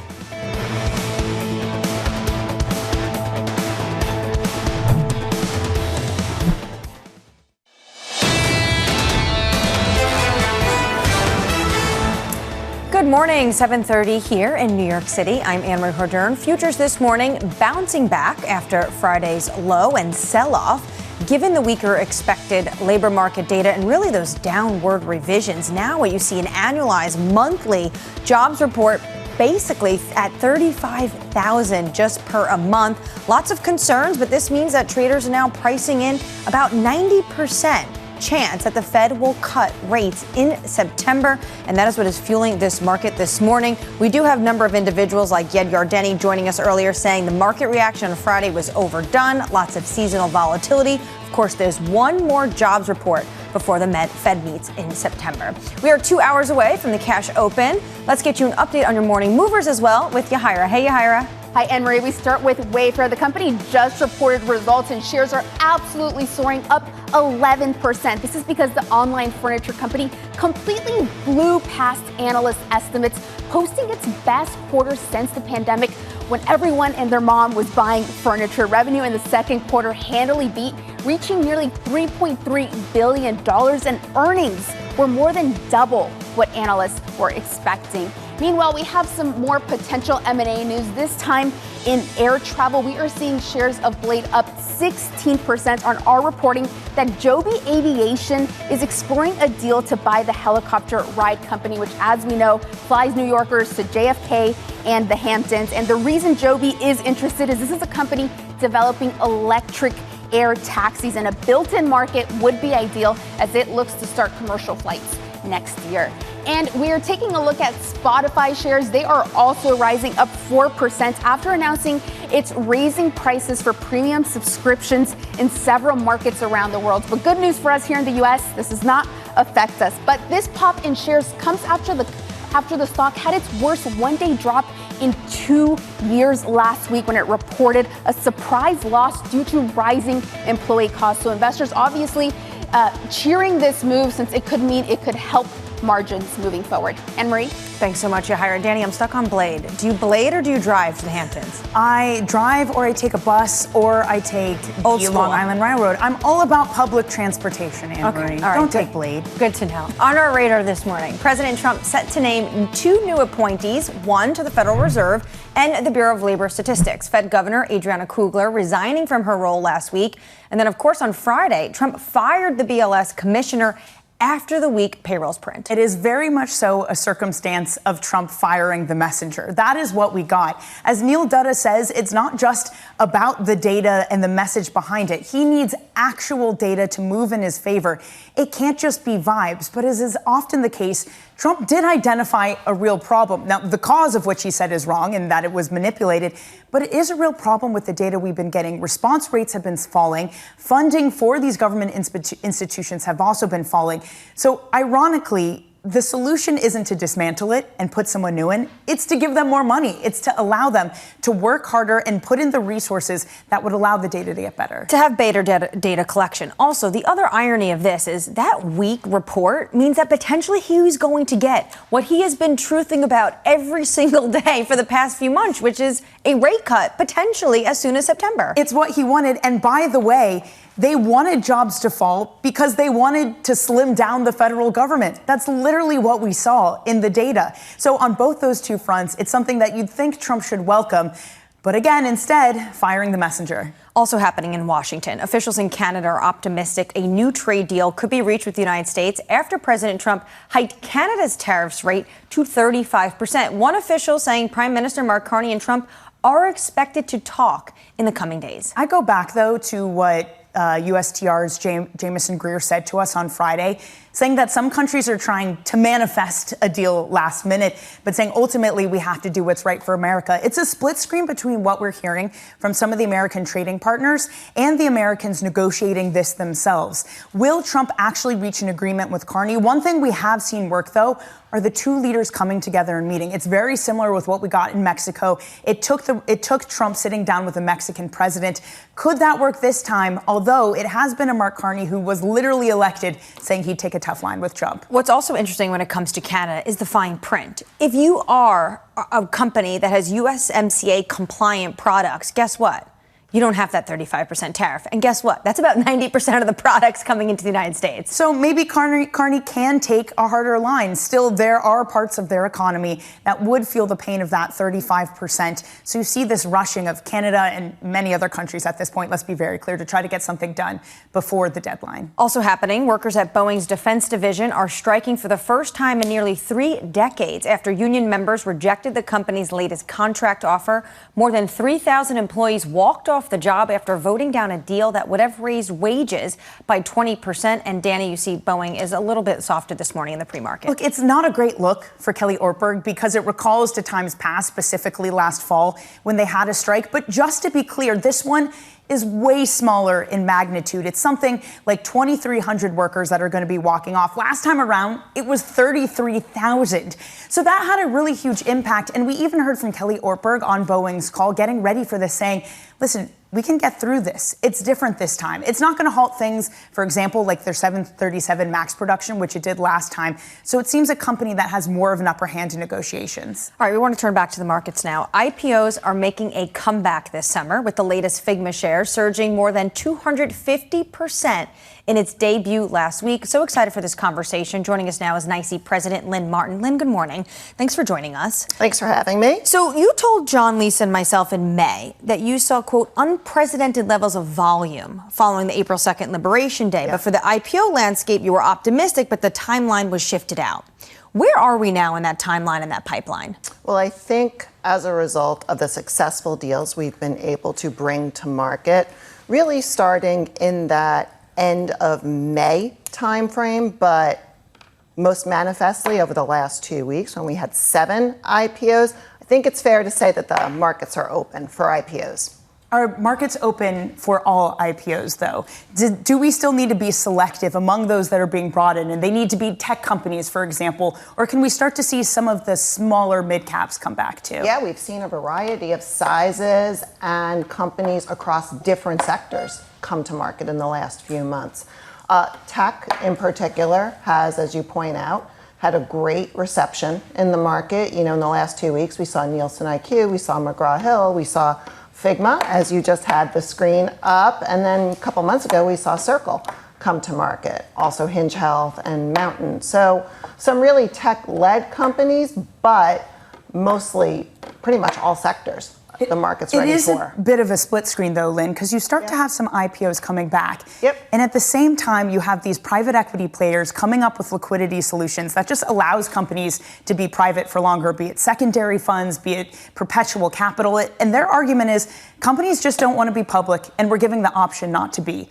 Longer term, does that hinder IPOs? Well, I think what it means is that the companies that come to market are better companies. You look at the companies that have come to market, it's not the first time that they've been in the news about an IPO. Look at Circle, for example. They were talking about going public back in 2021. When they came to market, though, they're a better company. They have a more refined strategy, a more refined P&L, a story for the investors that generates a tremendous amount of excitement. And I think what you're seeing with the reception of the companies that have come to market is that pent-up demand in the public markets, that pent-up excitement in the public markets for new issues to come to market. It's something that I talk with long-only investors, something I talk with retail about, how they really want to see these new names, these growth companies come to market to add to their portfolio. That pent-up demand, was it being held back because of regulation in Washington? It was really being held back because of volatility and uncertainty in markets. There have been a variety of events that have occurred over the last three and a half years, wars, geopolitical uncertainty that have fueled that volatility. Now that there is more certainty around the geopolitical landscape, more certainty around the market and the trajectory of the market, that's why you're seeing these companies finally come to market. How is the change in regulatory leadership, though? The SEC regulates the NYSE. How has that potentially changed your business going forward? We're very optimistic. We had a great relationship with the past administration and the past SEC, but we're very excited about... Paul Atkins, though, is very different than Gary Gensler. He is, and we've had a long relationship with Paul Atkins. This isn't Paul Atkins' first time in the SEC, and we had a very productive working relationship with him. We've already had a very productive working relationship in the short time that he's been chair, and a lot of the modifications that he's looking to make, I think, are going to benefit the public markets. So we have a moment where public market volatility has started to ebb, but even so, you have the rebirth of meme stocks. And you have these weird things happening where you have Open Door, for example, on one day can account for 10% of all equity trading volume. What do you make of just the health of these markets at this moment as some of that starts to bubble up? I think the markets are incredibly healthy. I mean, our markets are the envy of the world, the breadth, the depth, the liquidity, the trade certainty. Any one day, though, there could be excitement about a different name. I think what you're seeing is a lot of the pent-up demand looking for the new issues and new things to trade. It's very different, though, than 2021, where those retail investors had all the money to go. So when you look at that, you're like, okay, this is just a temporary phenomenon, or do we just need to get used to single names, getting this wind sweep of various excitement built up online, and that's just the new normal we live in? You know, I really can't speak to what's driving a stock on any given day. Certainly, the social media and the conversation around stocks overall, I think, is actually a good thing. It means that people aren't interested in investing. They're interested in adding to their portfolio. They're also interested in diversifying their portfolio. Speaking of diversification, on Thursday, AT&T says they're going to have this dual listing in the NYSE in Texas. What's the business like in Texas? Yeah, well, we're very supportive of all of the changes that Governor Abbott has rolled out in the state of Texas to really foster that pro-growth environment. Since we announced NYSE Texas and launched the exchange, which was the end of March this year, we've added 20 new listings to the exchange. So we're very optimistic and grateful for Governor Abbott for really leading the way on pro-business atmosphere. Do you see more money leaving New York, though? You know, I don't know. I don't think so. I think New York's always going to be an important epicenter for markets. But I think it's interesting, the pro-business moves, and then ultimately what the pro-business moves in Texas will lead to on the federal level, more than anything. Lynn, thanks so much for your time this Thanks morning. for having me. Great insight. NYSE President Lynn Marten. Let's get you an update on stories elsewhere this morning. Here's your Bloomberg brief at Yahira. Hey, Yahira. Hi, Annmarie. Brazilian President Lula da Silva said that he's open to trade talks with President Trump on one condition: his country must be treated as an equal to the U.S. Lula said he wants to negotiate on equal terms and will support Brazilian companies telling the U.S., when you're ready to negotiate, our proposals are on the table. Meanwhile, we're reporting that the Adani Group is looking at a tie-up with Chinese EV giant BYD. It would allow the Adani Group to manufacture batteries in India and further a push into clean energy. That's according to people familiar with the matter, as the company denies it's exploring a collaboration. And Delta is trying to calm blowback after the company said it's been testing an AI tool that could help set up to 20% of its domestic fares. The airline faced sharp criticism from consumers and lawmakers on concerns that AI will set personalized ticket prices based on passenger data it collects. Delta said it has not used AI to set personalized prices. That's your Bloomberg brief. Annmarie? Thanks so much, Yahira. Up next, the consumer hangs on. If you look at consumer spending so far in the first 6 months of this year, we're running just below zero. So we're kind of in this really low growth world right now that we've been expecting. Michelle Meyer of the Mastercard Economics Institute joins us next. You're watching Bloomberg Surveillance.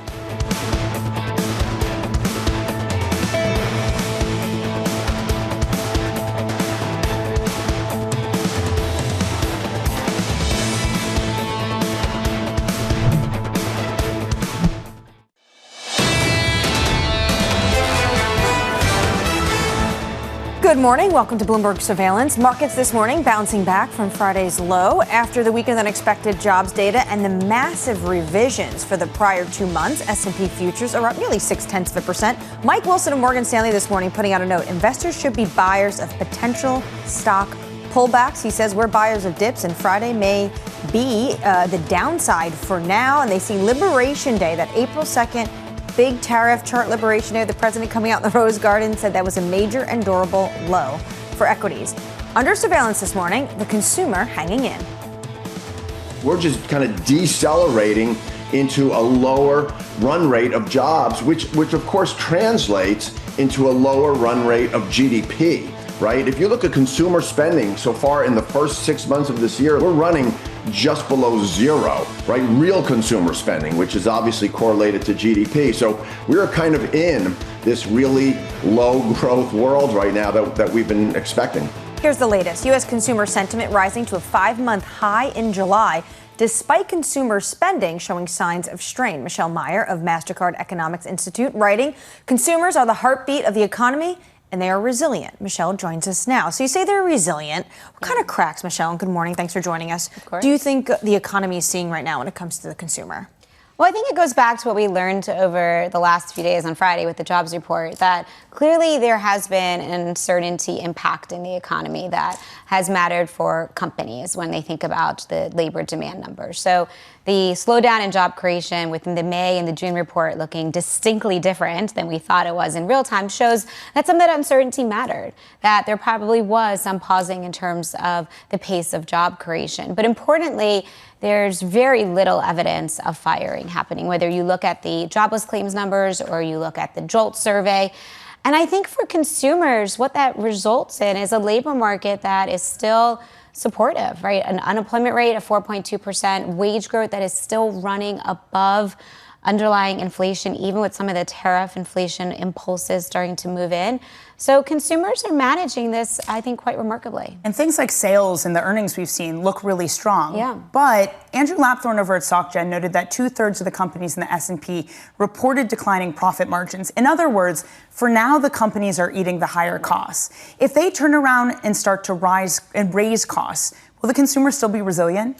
Well, I think it's happening, and it's happening slowly. And this is important to keep in mind, which is that I think relative to the initial expectations and the fear of tariffs was that it was going to impact the economy immediately. And all of a sudden, consumers wouldn't be able to get items or they wouldn't be able to afford certain goods. And the reality is that it's happening slowly. It's moving into the economy. It's starting more on the supplier side than the companies. And into consumers. And if you look at the last inflation report, it's starting to show in certain categories. A lot of the durable goods, discretionary goods, whether you're looking at appliances or auto tires or even into apparel, it's starting to show up. So I would argue that consumers are already starting to face some of those higher prices.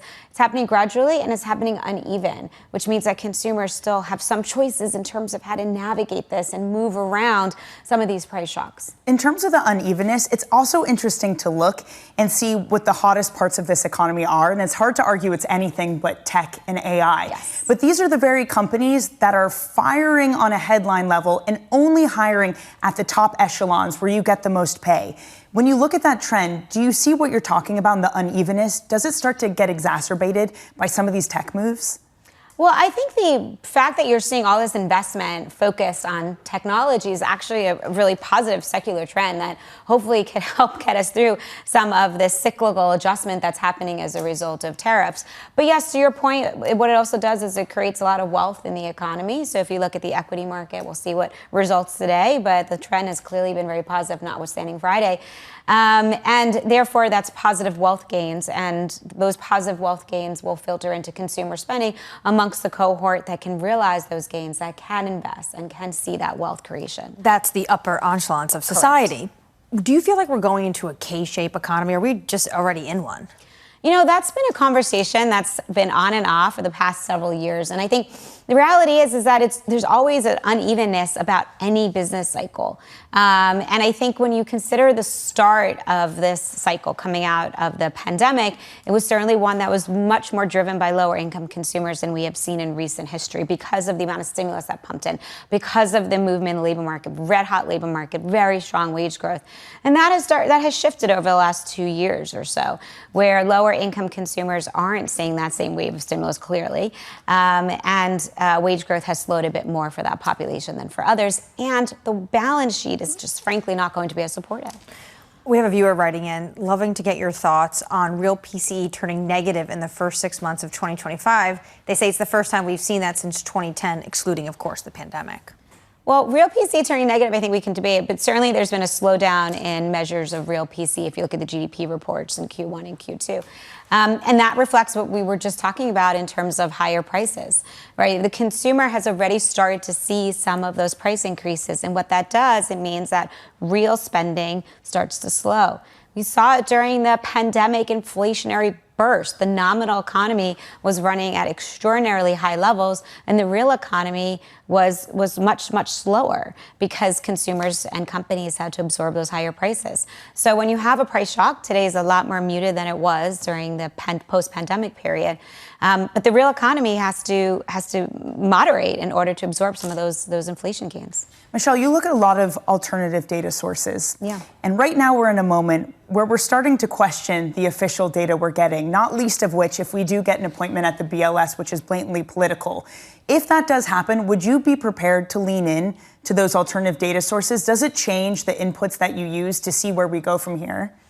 Well, I am a big advocate of many different data sources. At the Mastercard Economics Institute, we're sitting on one of the most amazing ones, which is understanding the consumer in real time by looking at consumer payments. So, yes, I think it's extremely important to rely on many different sources and forms of data. The great thing about being an economist here in the U.S. is that we have a very long time series of data coming out of the government, which has been an extraordinary support for us in terms of how we think about modeling the economy. But the economy is dynamic, the economy is shifting, and therefore I think you have to be really mindful of using a variety of different data sources. So trying to see, really that pulse of the consumer in particular and how consumers are evolving their spending trends has been a critical input for us, and I think a real distinguishing factor. With the president, though, firing the head of the BLS, do you still put credibility in the jobs report going forward?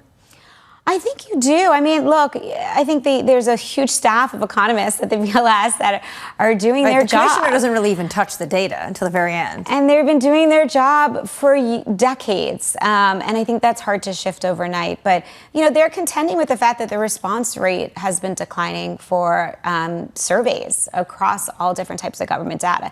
And that's a challenge. So I think continuing to adapt, continuing to find new methodologies, new innovative ways to gather data will be really important. Michelle Meyer, thank you so much for your time this morning. Of course, Michelle Meyer of the Mastercard Economics Institute. And Danny, that's what every economist we've heard this morning say. Michael Gapen, just fund it more. Neil Dutta, it's the gold standard, but why don't you just put some more money to it so you have better, accurate jobs reports? But I also think what Michelle was saying underscores that there are other pieces of data. So if Trump wants to do something that looks a little bit like manipulation of the data, this is a private sector that will step in. We're not going to just completely have made up numbers. I think other people out there are willing to look and find out what the real underlying economy is. So in that way, again, to what Neil Dutta said on Friday when this happened, the Trump administration can't just go off of vibes. It needs a real economy to participate. So you can't just change the data and hope the rest of the market won't notice. Also, the irony of all this, it needs that jobs data to weaken to get the Fed cut that the president has been pushing Jay Powell for. Yeah, exactly. This should be a good thing. And by the way, weaken the dollar too, which apparently the Trump administration also wants. Yes, exactly. All right, one more hour of Bloomberg Surveillance coming up for you. Venu Krishna of Barclays, former New York Fed President Bill Dudley with a new opinion piece out this morning, Robert Sockin of Citi, and Noel Dixon of State Street. You're watching Bloomberg Surveillance.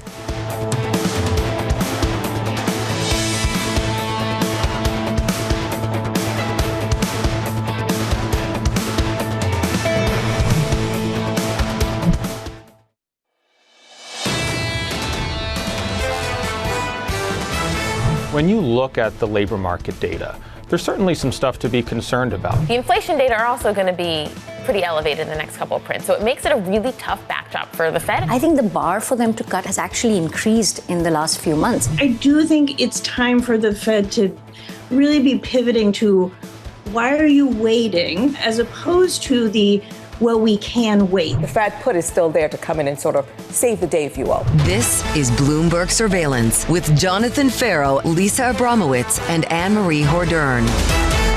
From New York City for our audience worldwide, good morning. This is Bloomberg Surveillance. I'm Annmarie Hordern alongside Danny Berger. John and Lisa are off today. Supposed to be a sleepy August, but it's anything but. This morning we do have stocks bouncing back after Friday's weaker than expected payrolls report. Danny, those downward revisions at the moment, the market seems to be taking it in stride because it means they're focused on September, and we could potentially get a Fed rate cut in September. Also this week, the president said we will have a new name.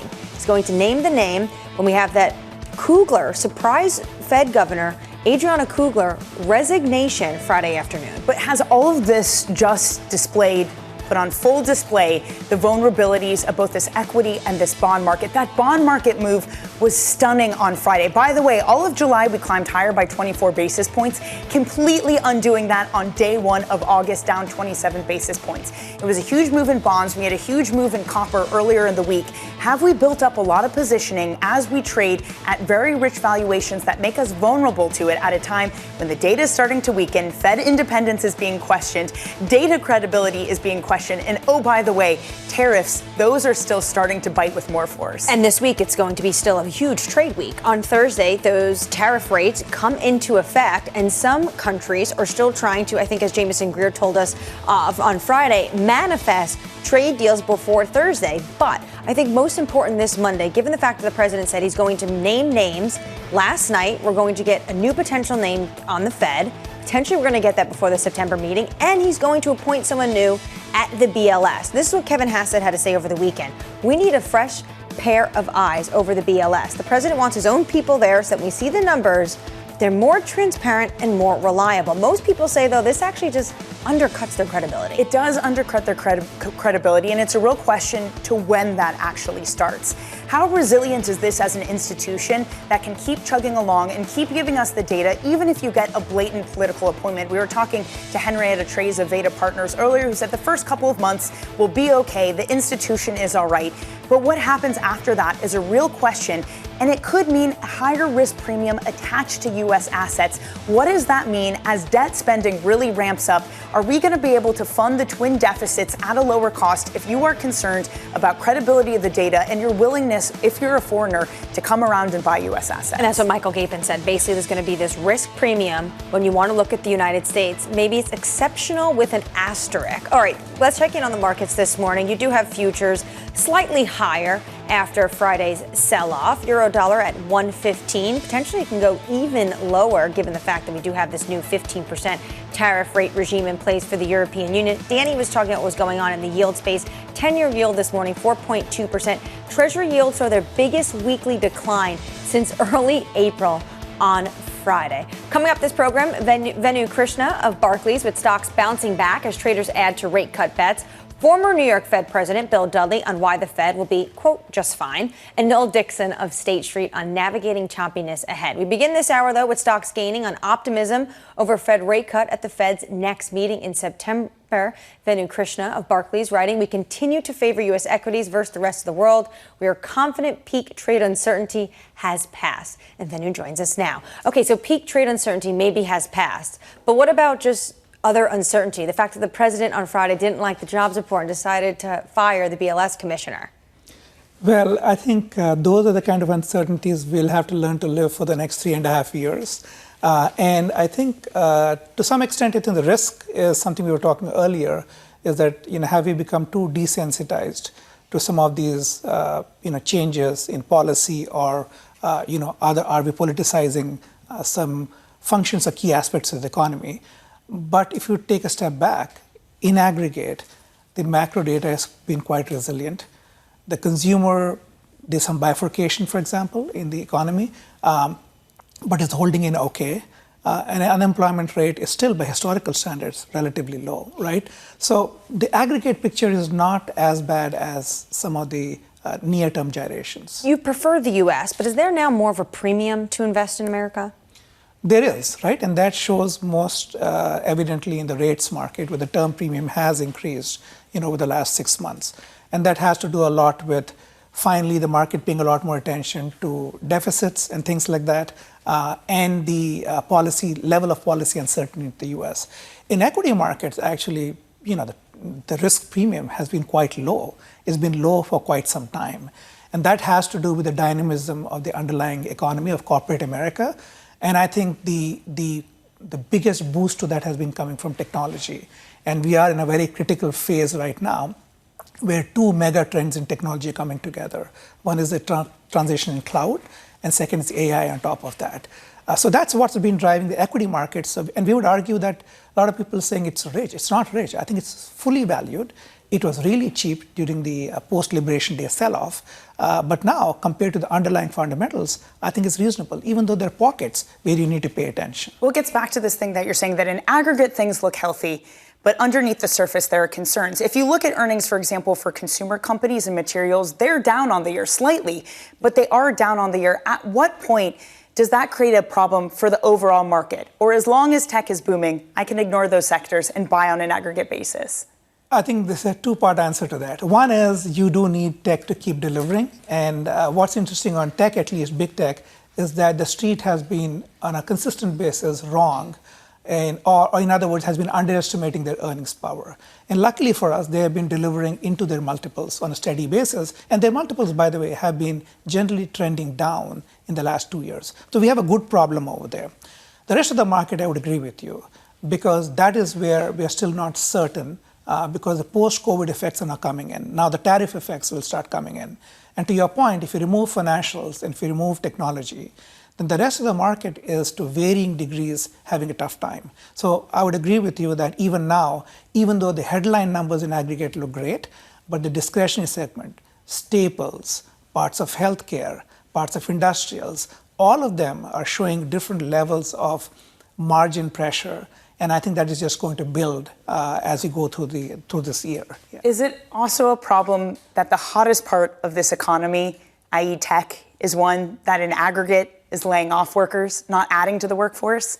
Yeah, and what's interesting is that, of course, tech industry will give you a different reason for why they're doing that. But our hunch is that software productivity is up 30 to 40%. So if you're a tech native or a tech-centric business, then I think that's a logical outcome you can expect, given the fact that AI is actually removing the bottom layers of coding, skills you need. So I think that's where you're seeing right away. To what extent does this translate into the rest of the economy has to be seen. I mean, clearly, based on everything you read, there are elements in the economy, whether it is healthcare, whether it's education, AI can have a massive positive effect, right, in terms of how we consume it and what it does to productivity.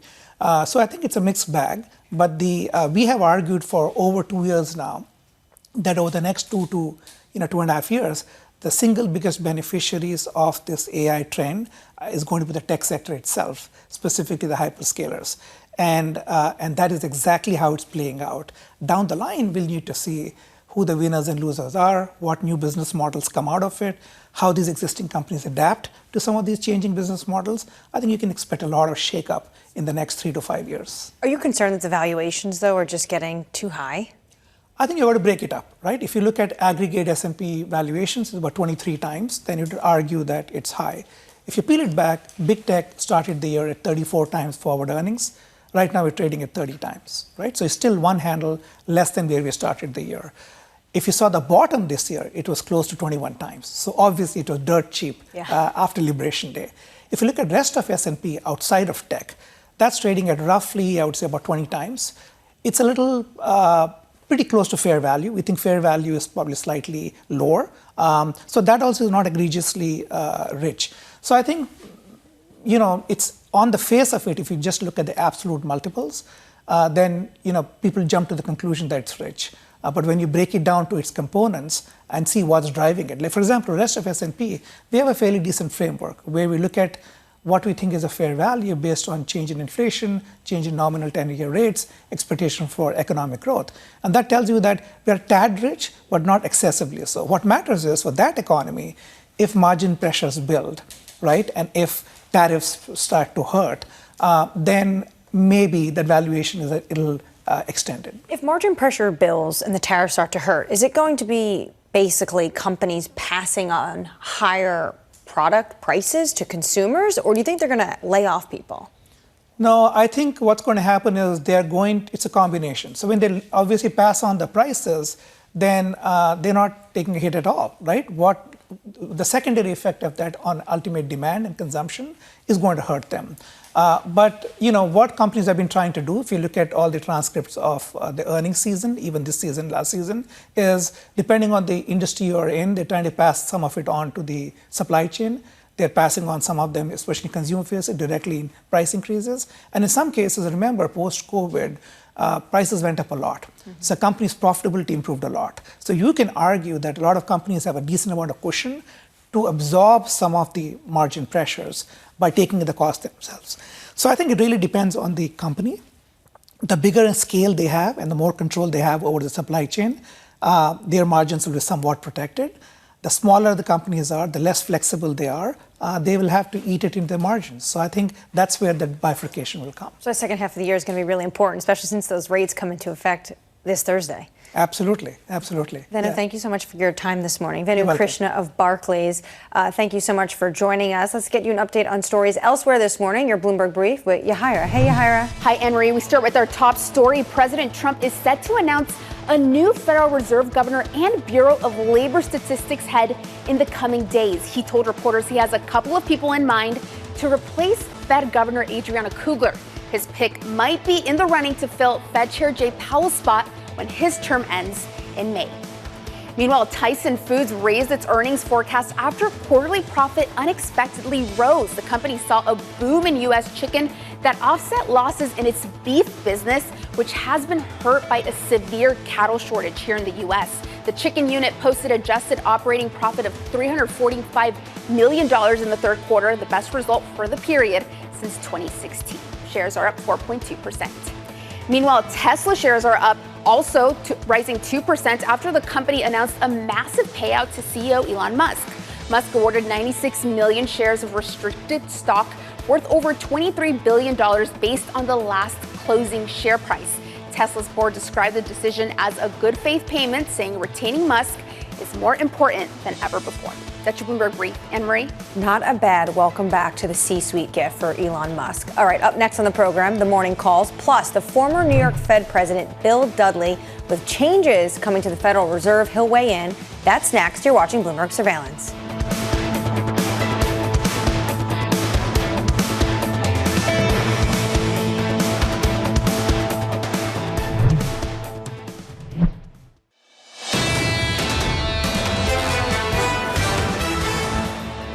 What's key then is about at least some resolution to that story. Where's trade policy uncertainty going forward? We've all been talking about if you want to reshape global trade, you're going to have to risk downside. So I'm not sure that this report materially changed our view on that right now.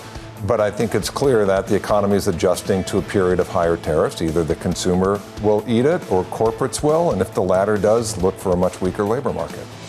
Much weaker labor market potentially as the tariffs start to take bite. But equity markets this morning shrugging off Friday's jobs report, starting to rebound a little bit. They're looking forward and potentially meeting the Fed timeline to cut. Their first interest rate cut potentially is going to be September of this year. S&P 5 futures up 0.5%. NASDAQ futures up 0.7% this morning. Time now for the morning calls. First up, we have Morgan Stanley raising its price target on Disney to $140, citing growth in its experiences and streaming businesses. That stock is up more than 1% in the pre-market. Next up, Bank of America cutting its price target on Colgate to $98, citing multiple compression across the consumer goods sector. And finally, Citi raising its price target on Spotify to $780 after its third quarter guidance exceeded expectations. Spotify jumping in pre-market up 5%. Let's turn now back to the Fed. President Trump says he plans to announce a new Fed governor in the coming days after the resignation of Adriana Kugler. Former New York Fed President Bill Dudley writing this morning, quote, "Don't be fooled by the drama. In terms of how the Fed manages the economy, it's mostly a tempest in a teapot." Bill joins us now. All right, Bill, I won't be distracted by all the drama, but there's a lot of noise right now coming out of Washington, D.C. When it comes to who could potentially take this role, do you think this administration wants to put in a shadow Fed chair?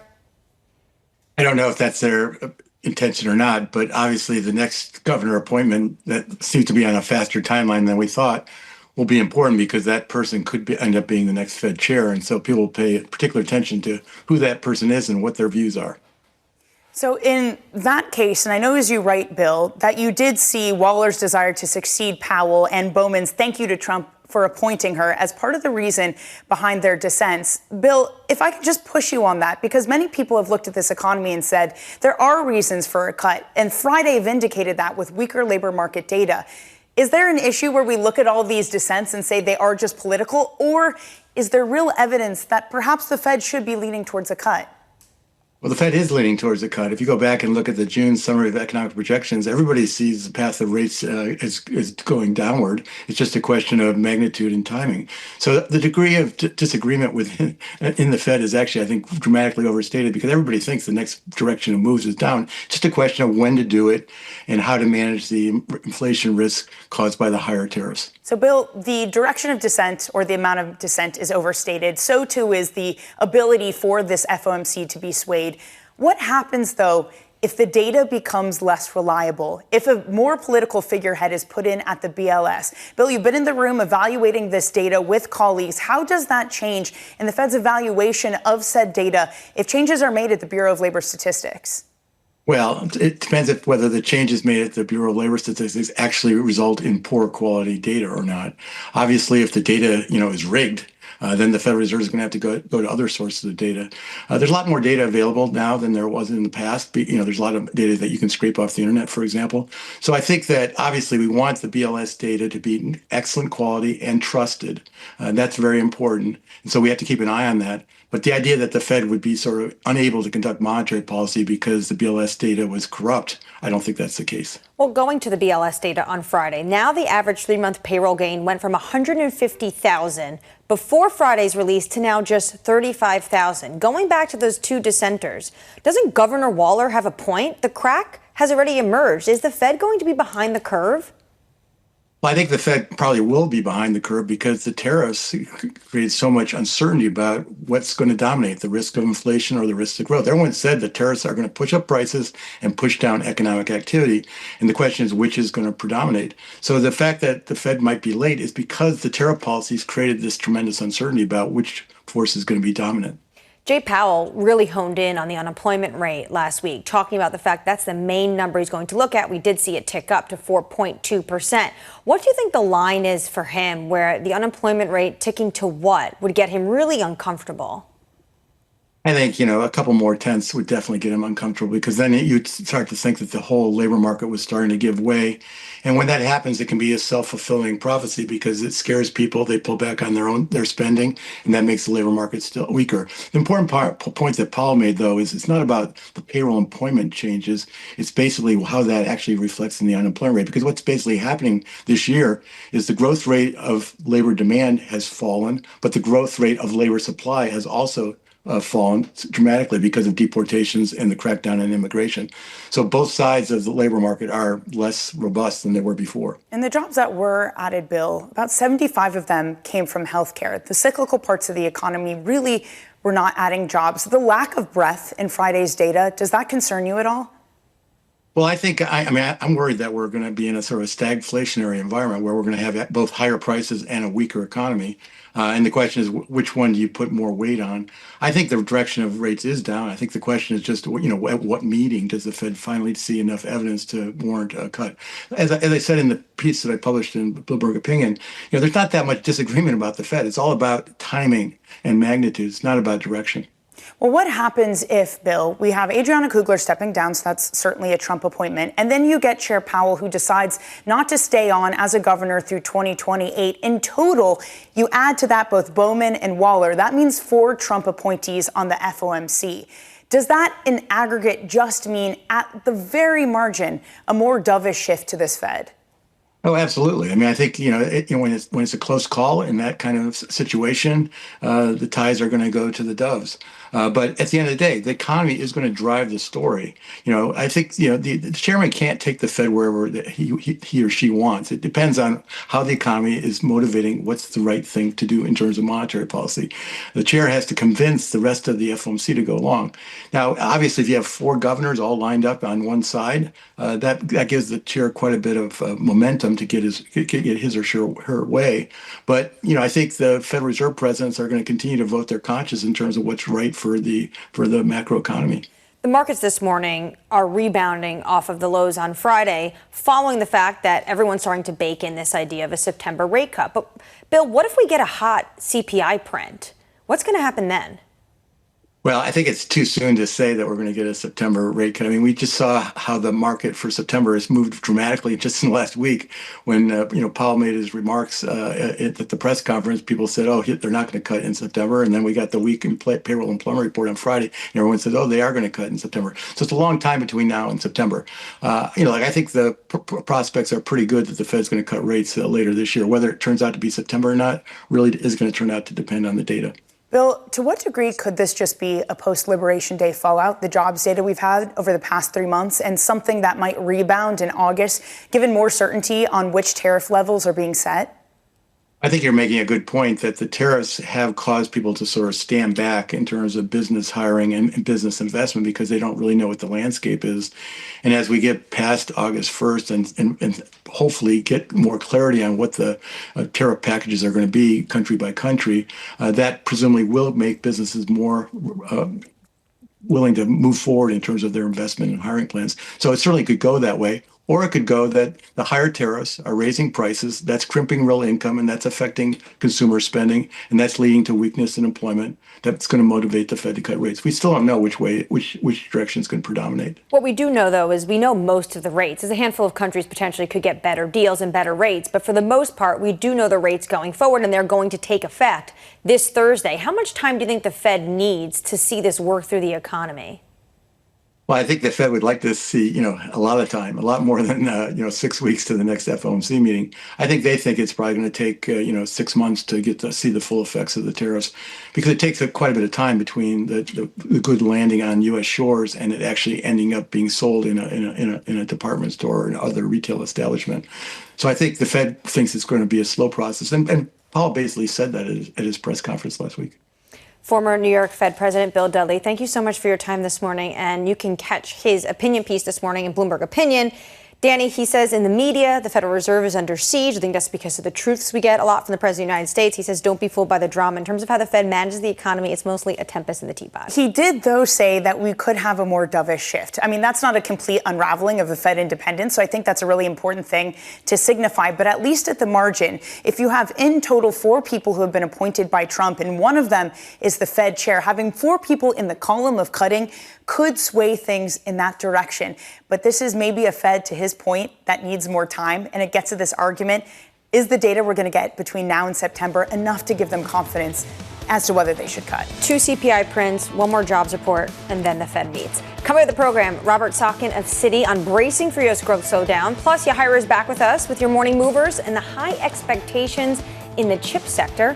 You're watching Bloomberg Surveillance.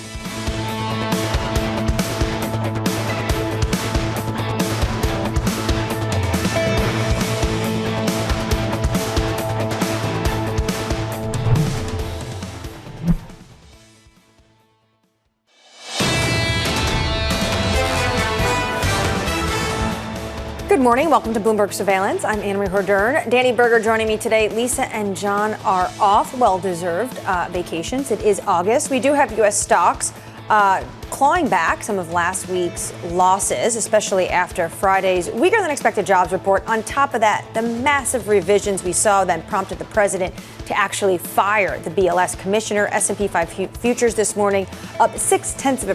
NASDAQ futures up 0.8%. We are 1 hour away from the cash open. Let's get you some morning movers with Yahira. Hey, Yahira. Hi, Annmarie. We start with the latest company to report results, and that is on semiconductor. Shares are falling nearly 5% here. Earnings matched analyst estimates, but it was the revenue that really underwhelmed, falling 15% from a year ago, a problem since this company is involved in the hot chip space. So this underscores how high the expectations are for the companies in that area. Next up, we have an update on these 2 companies. A deal has been confirmed between CommScope and Amphenol. CommScope shares are rising 80%.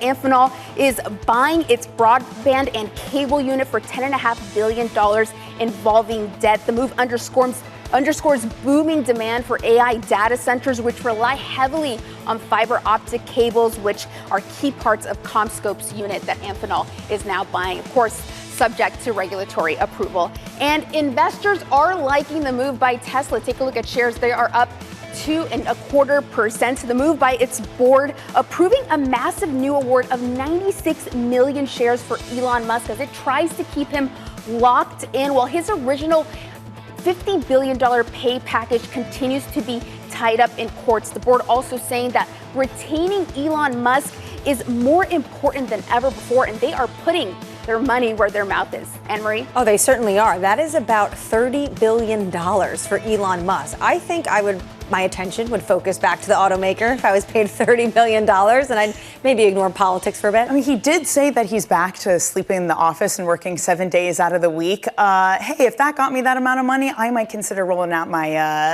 mattress underneath my desk and sleeping there too. Pretty incredible. All right, investors gearing up for a lighter week of data and awaiting President Trump's picks for both the next Fed governor and the BLS commissioner. Bloomberg's Michael McKee joins us now. All right, so Mike, who's on the short list? Annmarie Hordern and Danny Berger, I think, are leading the list at this point. God, we have no idea at this point what's happening. First, let's get the economic data out of the way. It is August, as you mentioned, and this is an August kind of week for August.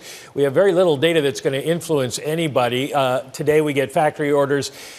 Tuesday, we get the ISM services number, which could give us maybe some bad feelings about the service industry overall, or maybe reassure people. Then you go to Thursday, you get the jobless claims numbers. Now, we do have Cook, Collins, Daly, Musalam, and Bowman speaking this week. We know how Mickey Bowman voted and how she feels. We may get some indication from the others if anybody was leaning towards, if not voting for, a rate cut during July. But I think overall, when you look at these numbers, you're thinking that John and Lisa have a reason to take this week off as far as data. Yeah, lucky them. Mike, you're stuck with us. The Fed is under siege and it'll be just fine, is what Bill Dudley told Danny and myself just this hour.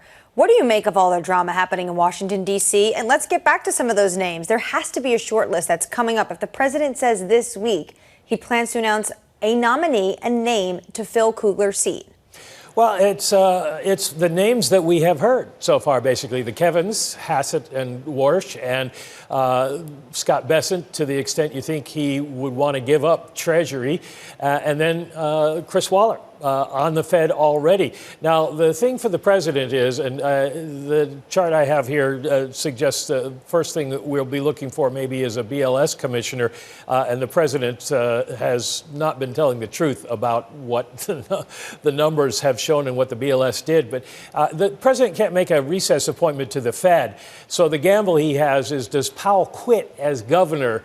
If Powell stays on, then he only gets to appoint one person, and he better fill the Kugler seat with who he wants to be chair. If Powell is going to quit, which the chairman avoids talking about, then he would have a chance to put somebody else in. But the other thing about waiting for Powell's decision is that if you have to wait to see if he resigns until the end of May, then it's going to be months after that before you get a chairman in place. So I think the odds are he'll probably look towards getting someone named as soon as possible. The question, and you know this as well as anybody, Annmarie, is how fast the Senate will move. They're out right now for the month. They come back to this big, huge budget problem they have. So maybe best case scenario, they get to confirming somebody in October. Then there's only one meeting in December after that. So the president doesn't get a whole lot of benefit out of moving quickly this time, even if that seems to be the prevailing view. Right. Don't hold your breath. The Senate does not move expeditiously. Michael McKee, thank you so much. We're going to be sticking with the economy. Investors boosting bets on a Fed rate cut after Friday's jobs report showed more weakness than expected. Robert Sockin of Citi writes, with the second half of the year set to show weakening activity, global growth is likely to fall from around 2.8% last year to 2.5% in 2025. We see global growth at 2.5% in 2026 as tariffs also bite into activity next year. Robert joins us now. Before we get into where growth is, can we have your reaction to Friday's payrolls report, especially since it prompted the President of the United States to fire the BLS commissioner? Yeah, no, this was a very surprising report, I think, for the entire analyst community, in the sense of the size of the revisions that we saw really changed the trajectory of the labor market, at least where it stood at the moment, relative to what we had been thinking before the report. But that being said, I think it very much aligns with our view, which you outlined there, that we expect the second half to show slower economic activity as the tariffs start to bite more, as they influence business decisions more.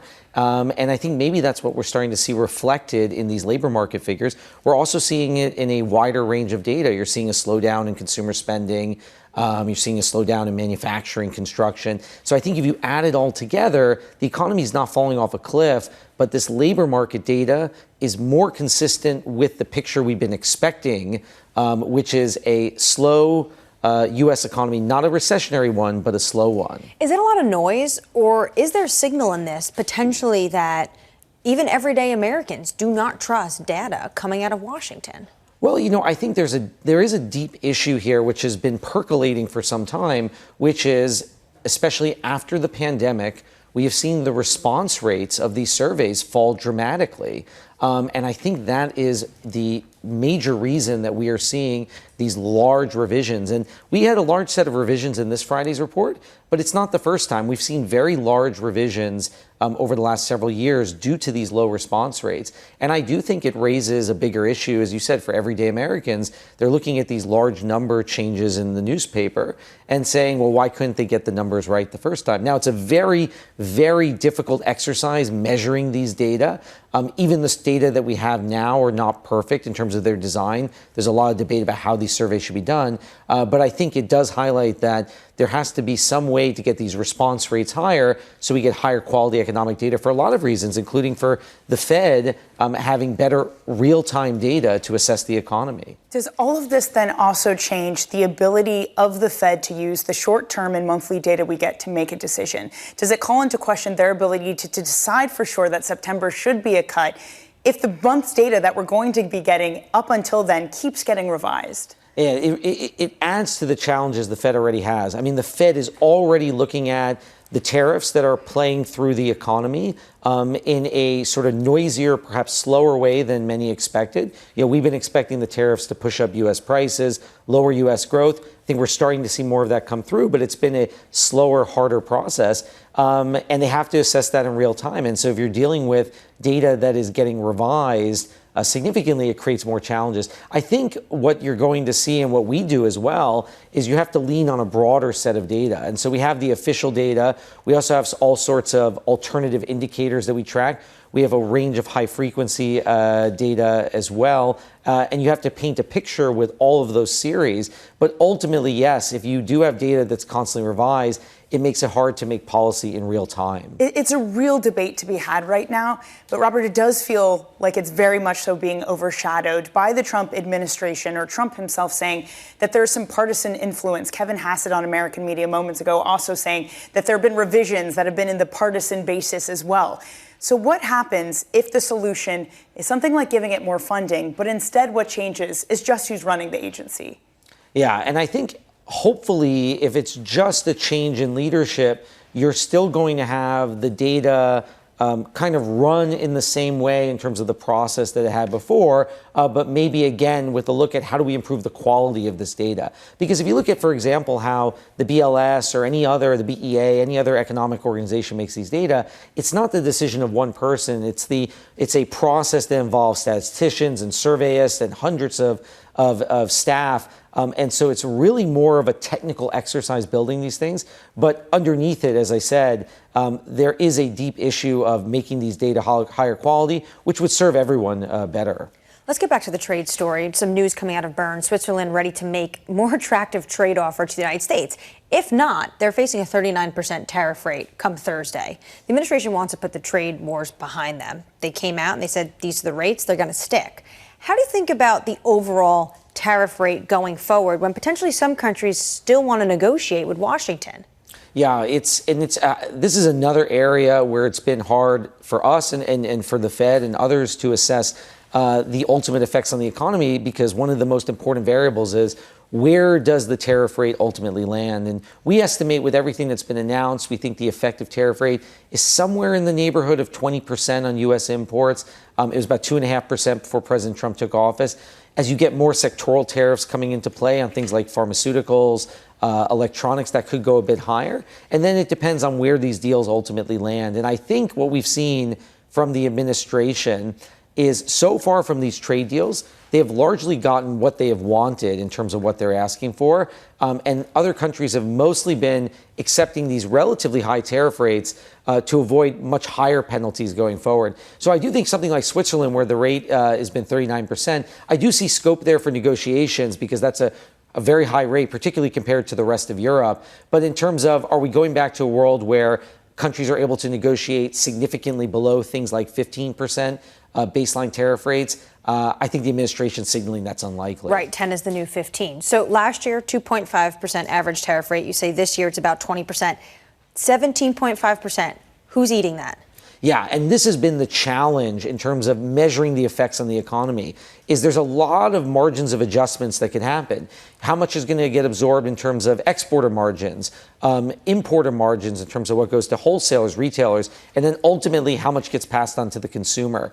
So far, we are still holding to the view that a lot of this is going to get passed on to the consumer, especially with tariffs at these levels. And when we look around the world, we are not seeing a lot of examples of exporters absorbing these tariffs into their margins.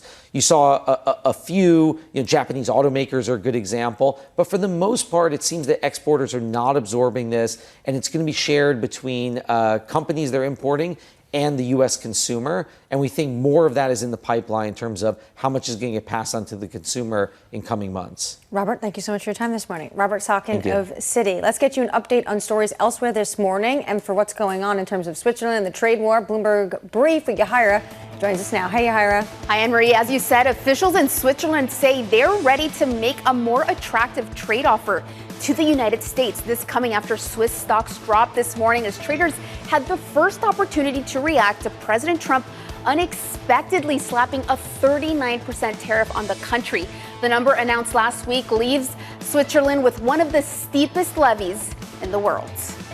Meanwhile, U.S. Trade Representative Jamieson Greer shared the U.S. and China are, quote, halfway there on a rare earth deal, a key component of any future trade deals between the two countries. His comments come as the U.S.-China trade truce is set to expire on August 12th, which is next Tuesday. And Indian Prime Minister Modi struck a defiant tone after President Trump imposed a 25% tariff on his country, urging the nation to buy local goods. Modi also insisting the country would continue to buy Russian oil, with the government describing the India-Russia relationship as steady and time-tested. The White House has threatened more action if India continues to purchase that oil. That's your Bloomberg Brief, Annmarie. Thanks so much, Yahira. Up next in the program, we're going to set you up for the day ahead, plus Noel Dixon of State Street on navigating choppiness ahead in the markets. You're watching Bloomberg Surveillance.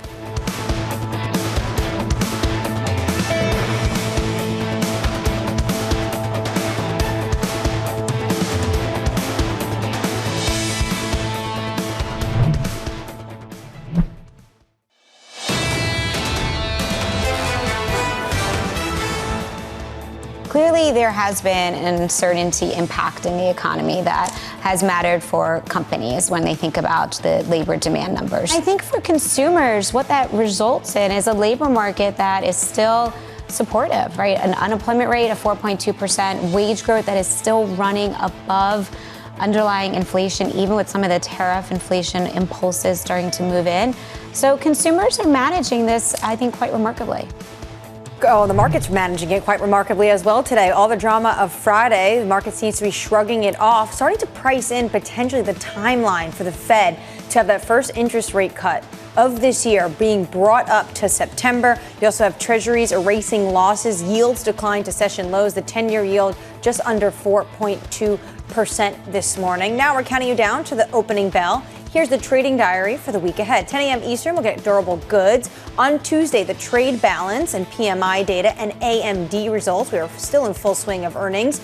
Wednesday, Fed speak from Daly, Cook, and Collins, plus Disney results. And on Thursday, a rate decision from the Bank of England and another round of jobless claims. Plus, President Trump's new global tariffs will take effect. And on that note, let's go to Mike Shepard joining us down in Washington, D.C. Shep, it looks like potentially, even though the president and his advisors say that the tariff rates are set, do you think we can get a deal? Because Switzerland is hoping that they can put something a little bit more attractive in front of this Oval Office.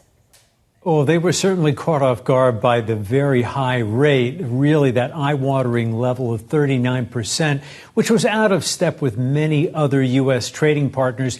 They would like to see that addressed. And something clearly went wrong in the conversations between U.S. officials and their Swiss counterparts. There was some sort of disconnect, and the Swiss are hoping to get things back on track and try to get that rate lowered so that it's more in step with what other U.S.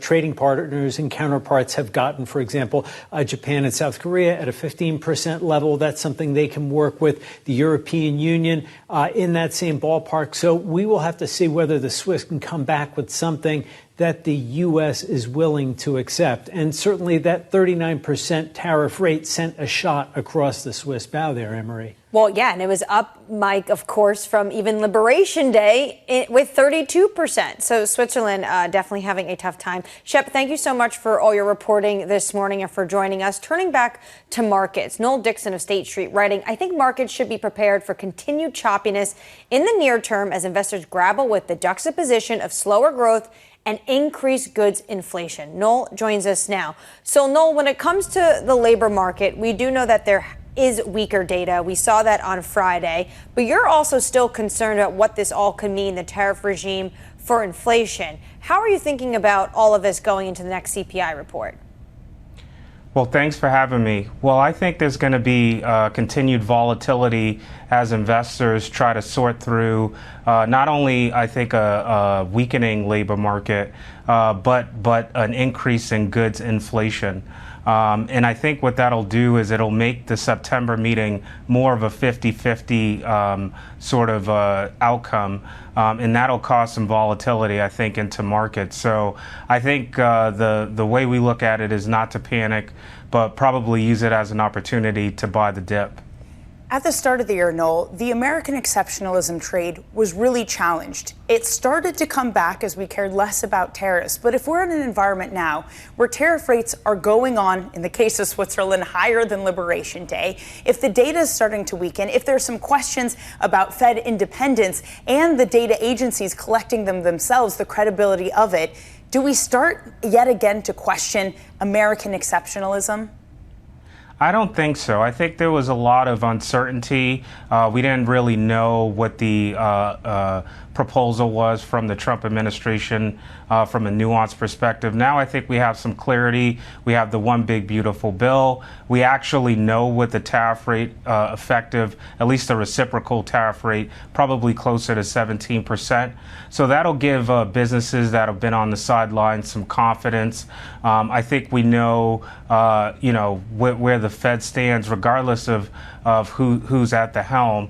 I think, the board, they have to make a certain decision just based off the data. So we have some more certainty, and I think that presents an opportunity for the U.S. economy to sort of be the cleanest dirty shirt as we get into the second half. Even so, Noel, you have someone like Amazon in their earnings last week, Andy Jassy, saying, we just don't know what's going to happen moving forward. It's hard to know where the tariffs are going to settle. And this is one of the companies that is moving forward with their spending plans. What happens to those that are more consumer oriented, that just don't know where things are going to go from here? Noel, can we really have, beyond tech and the capital expenditures that they're doing, a real revival of growth? Well, I think when we think about the consumer, we have a K-shaped economy. So you have the more affluent, think about, financial conditions year to date have actually been loose. Household net worth has actually picked up. It's the bottom two quintile of income earners that are suffering. But on aggregate, consumption is still pretty healthy. So I think those companies will still be able to have pretty decent earnings as consumption resumes on an aggregate level.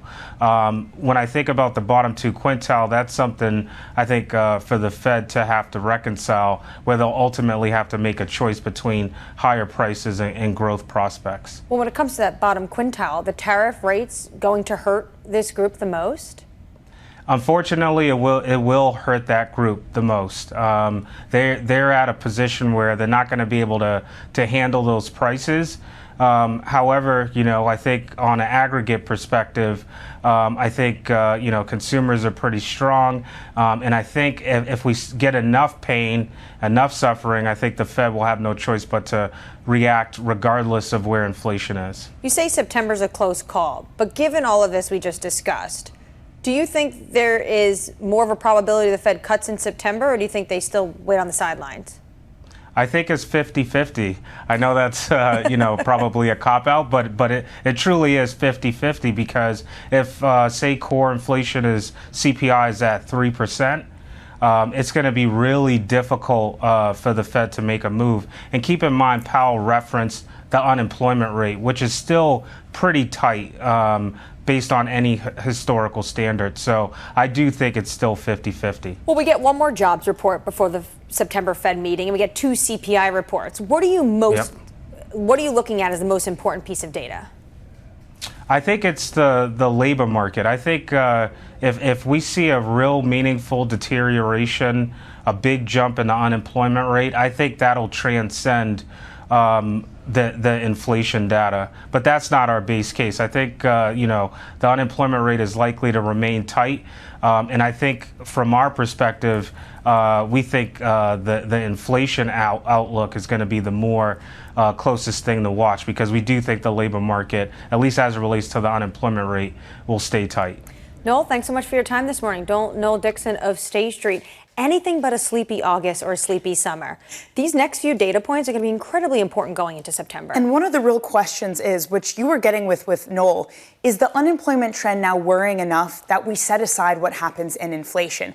Just based on the market action yesterday, where, as you say, 90% odds of a cut, a 2-year yield which plunged 27%, the most in about 2 years, it would suggest that the market does believe that this is a Fed that's setting aside inflation for the labor market. But what happens if we get a hot CPI print? Does it just shift all the other way? What happens if you have a new BLS chief and you can't trust the data? A lot of unknowns. True, and potentially more deals coming down the pipe. Switzerland says they're ready to make a more attractive trade offer with the United States. Coming up tomorrow, Jack Caffrey of JP Morgan Asset Management, Rob Casey of Signum Global Advisors, Dana Peterson of the Conference Board, and Amanda Lynham of BlackRock. This was Bloomberg Surveillance.